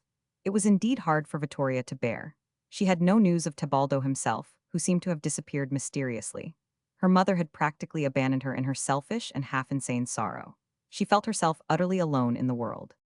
Orsino gravely read the articles in the papers and wished that he could silence them for Vittoria's sake. Had there ever been so much as a mention of her name, or even of her mother's, he would have taken active measures to do so. But the editors were careful never to allude to Tebaldo's family, and it was out of the question to hinder them from speaking of him as they chose. So far as Orsino knew, the man was quite able to defend himself. Sandalario read the accounts aloud to his father and to Corona. Sometimes Ippolito listened, but Orsino always made an excuse for leaving the room, preferring to read the news for himself. There was a perpetual subdued anxiety in the great household, on Ippolito's account, with an eager expectation that, in the course of the present events, the mystery of Francesco's death should be cleared up. Their friends looked upon the affair very much as though it had taken place in Africa or the South Seas, for Sicily seems very remote to Roman society. They laughed at the idea that Ippolito could really ever be brought to trial.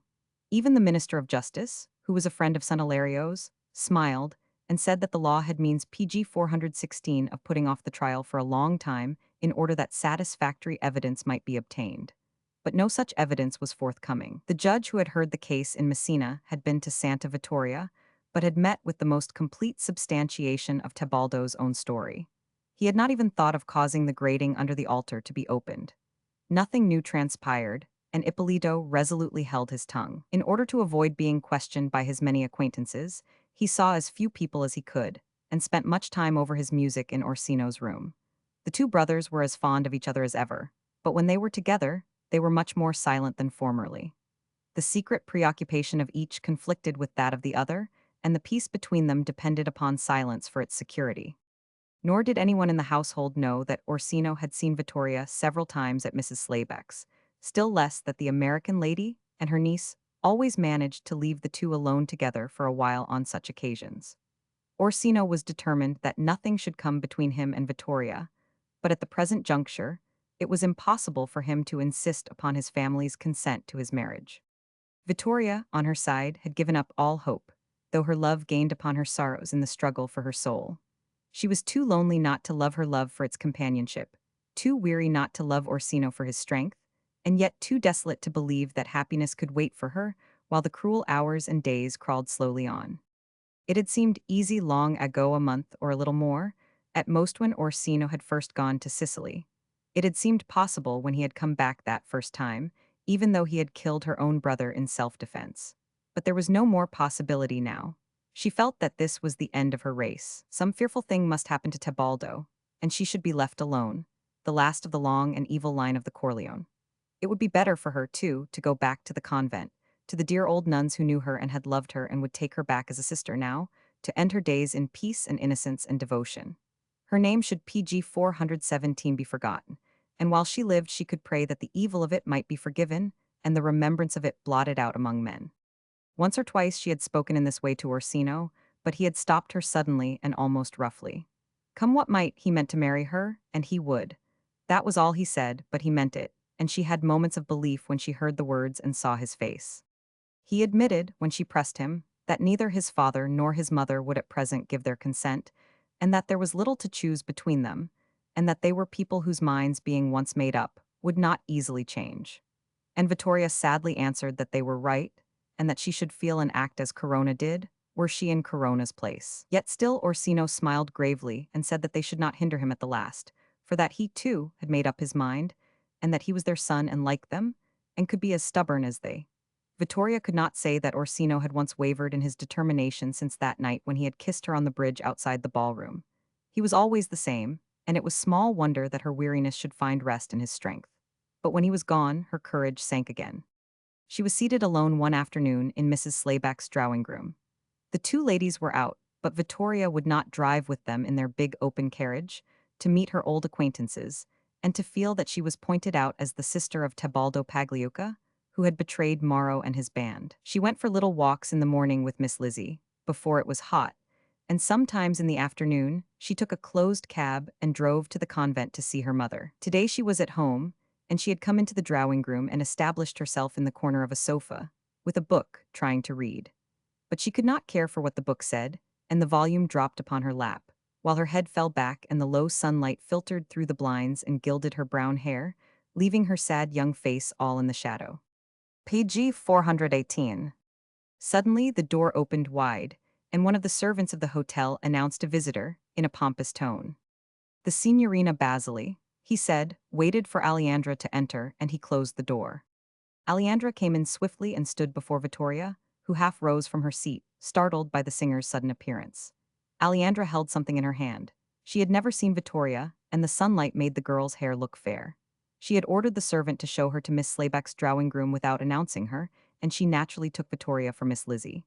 Her handsome face was faintly flushed with anger and excitement, and her dark eyes gleamed. "I have brought you this," she said, holding out the Massio's parcel from the man who has deceived us both, who wished to marry you and ruin me, who has come back to marry you now. "Who, what?" asked Vittoria, half frightened but mechanically taking the parcel. "Tebaldo Pagliuca," answered Alejandra, too much excited to notice that Vittoria spoke in Italian with an Italian's accent. "Tebaldo Pagliuca, who betrayed his friends the outlaws to death. Tebaldo Pagliuca, who is trying to marry you for your fortune. Tebaldo Pagliuca, who killed his own brother Francesco on the steps of the altar with the knife that is in that package." Merciful God, the young girl's voice rang breaking through the room as she sank back. "Tebaldo Pagliuca, who confessed the crime to the priest," continued Alejandra, working herself into a fury, "who accused the priest of the murder. Knowing that he would die with the secret rather than betray a confession, Tebaldo Pagliuca, the traitor, the betrayer, the false accuser, the murderer. The story is there, with the knife in the paper. Read it, and give him his answer when he comes today to kiss your hands." "Mercy of heaven, mercy of God," moaned Vittoria, still too strong to faint or not to hear and understand every word. Alejandra believed that she had done what she had come to do. She had fooled Tebaldo effectually, and forever in any PG 419 attempt he might make to marry the American heiress. With a glance at the girl's bent head, and at the soft, brown hair that looked so fair in the flecks of sunshine, she turned and left the room as quickly as she had entered it. Vittoria started as she heard the door close, looked up, and then glanced at the package in her hand. She did not quite remember what she did after that, till she found herself locked into her own room, breaking the violet seals from the brown paper, cutting the string with her nail scissors, tearing the stout paper to pieces with her little hands, her heart beating with horror, and her eyes already frightened by the expectation of the knife they were to see. She saw it, a moment later, and then her heart stood still, for she had seen it many times in Tebaldo's room during that winter, and once she had borrowed it of him to cut a strong cord from a parcel. Then came the letter and the long and painful reading of the hideous tale. She spent a terrible half-hour, and then she sat still for a long time, and her face was almost restful. At last she rose, quite calm and decided, and began to dress herself to go out. In a quarter of an hour she was ready, and she went downstairs alone and told the porter to get her a cab. "Palazzo Saracinesca," she said to the cabman, "and drive under the gate." She went up the great staircase and asked for Corona. The footman hesitated to say whether the princess would receive or not. Vittoria fixed her eyes on him and spoke quietly in a tone he understood. "Be good enough to take me to the princess's room," she said. "The matter is urgent." She followed the man through the long succession of state drawing-rooms till he knocked at a side door, and immediately opened it inwards. Corona was at her table writing a note. She looked up quickly, bending her brows, and rose rather formally. She had always liked Vittoria for herself, but she had good cause to hate her name, and she had avoided the possibility of meeting the lonely girl of late. Vittoria went forward and spoke first. "PG 420. I should not have come to you for a small matter," she said, "but I have come to make a reparation." "There is none to make," answered Corona. "You have done nothing." She paused, not understanding. "You shall see. Will you sit down? It may take some time to explain or rather to read. There is only one question which I must ask you first. Has Don Ippolito been acquitted or not?"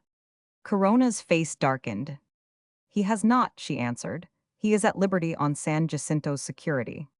"Here are the proofs of his innocence," said Vittoria, simply, as she produced her package and laid it on Corona's lap. Corona opened her eyes in surprise, and her expression changed. "My brother Tebaldo did it," continued Vittoria. "He forced your son, as a priest, to hear his confession, because Don Ippolito surprised him in the church. Then he accused him of the murder, knowing that he would keep the secret." Corona stared, realized what the girl meant, and suddenly grasped her wrist, looking into her face. She saw the truth there, but Vittoria understood the doubt. "When you have read, you will understand better," said the young girl, pointing to the package. Corona said nothing, but her fingers were quick to find the letter. Vittoria rose softly and went to the window and looked out. Her hands rested on the cold stone sill and twitched nervously from time to time, but she would not turn round. She knew that what was shame and horror to her was the joy of heaven to the mother of the accused man. Corona read in silence, intently, quickly, almost desperately. She was a generous woman. When she had finished and the weight had fallen from her heart at last, she rose and went to Vittoria. The girl heard her step and turned. Corona was holding out both hands. "What shall I do to make you know how grateful I am?" she asked. "What should you do?" asked Vittoria sadly. "It was PG 421 justice, so I came at once. The great singer the Basilic came into the room an hour ago. I was alone. She took me for Miss Slayback, with whom I am staying, and before I could speak she had told the truth and given me the package and was gone. So I brought it to you. I trust you to spare my poor brother if you can. Keep the secret if you can, now that you know the truth. Perhaps something else may prove Don Ippolito innocent long before the trial, but if nothing else will dow he then, you have his innocence in your hands." "Where is he?" asked Corona. "Where is your brother?" "I do not know. It is several days since he has telegraphed. He never writes. The Basilisk spoke as though he were in Rome, but I do not think he is. I will go home, please. I am a little tired. You will keep the secret if you can, will you not?" "Yes, no one shall know it unless it is necessary. But you, child." She put her arm round Vittoria, for the girl looked shadowy and faint as she leaned against the table by the window. Vittoria straightened herself, and opened and shut her eyes once or twice as though waking. "There is nothing the matter," she said rather proudly. "I am very well. I am glad that you are happy." "You have given me back my life," answered Corona. "Some day, but there are no thanks for such things." Vittoria began to go towards the door. She wanted no thanks, yet somehow she had hoped that Corona would speak differently, remembering how she had once been left by her with Orsino in that very room. The princess walked with her to the hall. "I shall not forget this, my dear," she said, almost solemnly as she pressed the passive little hand. "I shall come and see you soon." As Vittoria drove back to the Piazza Barberini, she felt as though the very desolation of loneliness were beside her in the shabby little cab. But Corona had never been a woman of many words, and she meant more than she said when she told Vittoria that she should not forget. Page 422. Chapter 39. Corona regretted the promise of secrecy which Vittoria had obtained from her, as soon as she found herself alone and able to think over the situation calmly. She had no secrets from her husband, and few of any kind, and it was hard to keep silence when Giovanni discussed Ippolito's position and the possibilities of obtaining the evidence necessary to clear Ippolito. She had, indeed, the sort of satisfaction which a woman feels all the more keenly when she feels it alone, with the certainty that everyone else will soon know what she knows, for she saw that Ippolito had behaved with almost heroic constancy. But she would soon begin to long for the moment when others would see that he was a hero. Being naturally a calm woman, and somewhat reserved, even with her own family, her face did not betray her at first. Yet she hardly dared to look at Ippolito that evening, lest her happiness should break like light from her eyes. Her difficulty was a considerable one, however, and puzzled her at first. In her own room, she read and reread the Massio's letter, and her maturer judgment told her what neither Aleandra nor Vittoria had understood in their impetuosity. The law would look upon this so-called evidence as a piece of vengeance on the part of a brigand, and would attach little value to it. Why, the law would ask, since the brigand professed to hold proofs that could ruin his enemy, had he not sent them to the carabineers? The answer must take the very unsatisfactory form of a dissertation on Sicilian character in general, and on that of the Massio in particular. Whereas, while he was still at large, his character could be but an unknown quantity. It might be proved, of course, that PG 423 the knife had belonged to Tebaldo, but it would be hard to show how the Massio had come by it. To demonstrate Ippolito's innocence, something more was necessary. Corona made up her mind that she would see Tebaldo himself and force him to a confession of his crime. It did not occur to her to fear such a meeting, or even to hesitate, after she had once made up her mind. The difficulty lay in finding the man immediately. She did not believe that Vittoria had deceived her in saying that she did not know where her brother might be, but she supposed that he would soon come to Rome, and decided to wait for him. She sent frequently to inquire at the house where the Corleone had lived. The servants knew nothing. She wrote a note to Vittoria at Mrs. Slayback's, but Vittoria had no news. Corona wrote to the Minister of Justice. She knew him very well, and told him that in the matter of the accusation against her son, she wished to communicate with Don Tebaldo Pagliuca, but could not find out where he was. To her surprise, the minister's answer gave her the information she wished. Tebaldo, said the note, was dangerously ill in Messina at a certain hotel. Owing to the strong feeling which existed against him in Sicily, it had been thought necessary to protect him, and the government was, therefore, kept constantly apprised of his condition through the office of the prefect of Messina. He was very ill indeed, and was not expected to recover. The information was clear, but the thought that Tebaldo might die without having cleared Ippolito was anything but reassuring.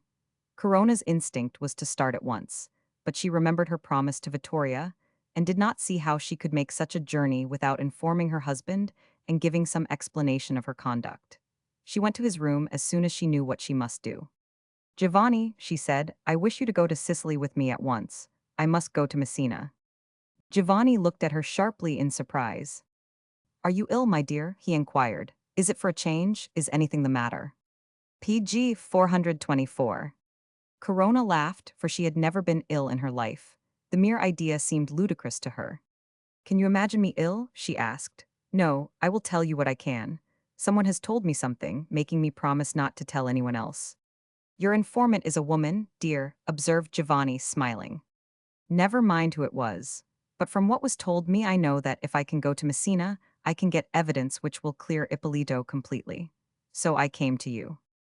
"Are you positively sure?" asked Sant'Ilario. "It is a long journey." "We shall travel together," answered Corona, as though that answered every objection. "I should like it very much. Do you wish to start today?" "Yes, the man is said to be dying at a hotel in Messina." It amused them both to make a mystery of going away together, though it was not the first time that they had done such a thing, and Sant'Ilario's presence lightened the anxiety which Corona still felt as to the result of the journey. They reached Messina at evening and drove to the wretched hotel where Tebaldo lay dying, for there was no other in the city in which they could have lodged at all. Half an hour later Corona entered the sick man's room. The sister who was nursing him rose in surprise as the princess entered and laid her finger on her lips. Tebaldo appeared to be asleep. "Is he better?" whispered Corona. But the sister shook her head and pointed to his face. It was like a yellow shadow on the white pillow, in the soft light of the single candle, before which the nurse had set a book upright on the table as a shade. Corona stood still by the side of the bed and looked down at what remained of the man who had done such terrible deeds during the last month. The colorless lips were parted and displayed the sharp, white teeth, and the half-grown beard gave something wolfish to the face. The lids were not quite closed and showed the whites of the eyes. Corona felt PG 425 suddenly that he was going to die in his unconsciousness without speaking. Even if he revived for a moment, he might not understand her. The candle flickered, and she thought the lids quivered. "He is dying," she said in a low voice, "but he must speak to me before he dies." "Are you his mother, madam?" asked the sister in a whisper. "No." Corona's great eyes blazed upon the nun's face. Then she spoke gently again. "I am the mother of the priest he falsely accused. Before he dies, he must tell the truth." A faint smile moved the wasted lips, and the lids slowly opened. Then he spoke almost naturally. "You have come to see me die, I understand." "No," said Corona, speaking clearly and distinctly. "I have come to hear the truth about my son, from your own lips as I know it from others." The yellow face shivered and the eyes stared. There was a convulsive effort of the head to rise from the pillow. "Who told you?" The question gurgled in the throat. "Your sister told me." "I have no sister." The head fell back again, and the twisting smile took possession of the lips. "Vittoria is your sister. You are Tebaldo Pagliuca." Corona bent down towards him anxiously, for she feared that he was wandering and that the truth must escape her at last. "Oh no, Vittoria is not my sister. I remember when she was brought to Camaldully by the outlaws when I was a boy. Corona bent lower still and stared into the open eyes. Their expression was quite natural and quiet, though the voice was faint now. It is better that someone should know, it said. I know because I saw her brought. The brigands stole her from her nurse's arms. Vittoria is the daughter of Fornasco. They frightened my father and mother. They brought the child at night and trying to get a ransom. They were all taken. But none of them would tell there is a paper of my father's, seal it in Rome, among my things. He always said that we might PG 426 be accused, though they managed to make people believe it was my mother's child. For fear of the brigands I cannot tell you all that. You will find it in the papers. The eyelids closed again, but the lips still moved. Corona bent down. Water, said the parched whisper. They gave him drink quickly, but he could hardly swallow it. He was going fast. Call the doctor, said Corona to the nurse. He is dying. Has he seen a priest? Call my husband. I had sent for a priest, answered the nurse, leaving the room hastily. For many minutes Tebaldo gasped painfully for breath. In his suffering, Corona raised the pillow with his head upon it, tenderly and carefully. You are dying, she said softly. Commend your soul, pray for forgiveness. It was horrible to her belief to see him dying unconfessed in his many sins. Quickly, lose no time, she urged. Think of God, think of one prayer. It may be too late in a moment. Too late, he cried suddenly with a revival of strength. Too late, but I shall catch him on the hill. Gallop, mare, gallop, there, so. We shall do it yet. I am lighter than old Basili. One more stretch, there he is. Gallop, mare, gallop, for I shall catch him on the hill. One hand grasped the sheet like a bridle, the other patted it encouragingly. Corona stared and listened breathlessly, half in horror, half in expectation. She did not hear the door open as someone came in. The dying man raved on. What, down, he has killed his horse? It shied at the woman in black. He will try the church door on, mare, gallop, we shall catch him there. A hideous glare of rage and hatred was in the burning eyes. The twisted and discolored lips set themselves like blue steel. The right hand struck out wildly. Then the eyes fixed themselves upon the young priest who stood beside Corona, and whom she had not seen till then. Tebaldo sat up as though raised by a spring, suddenly. PG 427, he grasped the priest's ready hands and looked up into his face, seeing only him, though the doctor and the nurse were close by. I confess to Almighty God, he began. And word for word, as he had confessed to Ippolito alone in the little church, he went through the whole confession, quickly, clearly, in a loud voice, holding the priest's hands. Who should say that it was not a true confession now? That at the last, the dream of terror did not change to the reality of remorse. The priest's voice spoke the words of forgiveness, and he bent down above Corona's kneeling figure, that the dying man might hear. But before the last merciful word was spoken, the last of the Corleone lay stone, dead on his pillow. He was buried beside his two brothers in the little cemetery of Santa Vittoria, for the sister had promised him that, when he knew that he was dying. And outside the gate, when it was all over, a figure in black came and knelt down upon the rough, broken stones, and two white hands grasped the painted iron rails, and a low voice came from beneath the little black shawl. Mother of God, 3 black crosses. Mother of God, 3 black crosses. And there were 3 black crosses, side by side. PG 428. Chapter 40. It might have been a long and difficult matter to establish Vittoria's identity, if Maria Carolina had been really insane, as it had been feared that she might be. She was beyond further suffering, perhaps, when the third of her sons was dead, but her mind was clear enough under the intense religious melancholy that had settled upon her in her grief. The fact of her having been willing and anxious to leave Vittoria at such a time now explained itself. The girl was not her daughter, and in the intensity of her sorrow, the bereaved mother felt that she was a stranger, if not a burden. Yet she kept the secret, out of a sort of fear that even after 18 years, the revelation of it might bring about some unimaginably dreadful consequence to herself, and as though the Duca di Fornasco could still accuse her of having helped to steal his child by receiving her from the brigands. The fact was that the outlaws had terrified the Corleone at the time, threatening them with total destruction if they refused to conceal the infant. They were poor and lived in an isolated neighborhood, more or less in fear of their lives, at a time when brigandage was the rule, and when the many bands that existed in the island were under the general direction of the terrible Leone. They had yielded and had kept the secret with Sicilian reticence. Tebaldo alone had been old enough to partly understand the truth, but his father had told him the whole story before dying, and had left him a clearly written account of it, in case of any future difficulty. But Maria Carolina was alive still, and sane, and she told the truth clearly and connectedly to a lawyer, for she was glad to sever her last tie with the world, and glad, perhaps, that the stolen PG 429 child should go back to her own people after all. Among her possessions were the clothes and tiny ornaments the infant had worn. Vittoria's first sensation, when she knew the truth was that of a captive, led into the open air after years of confinement in a poisonous air. She had been the daughter of a race of ill fame, fatherless and all but motherless. Her three brothers had come to evil ends, one by one.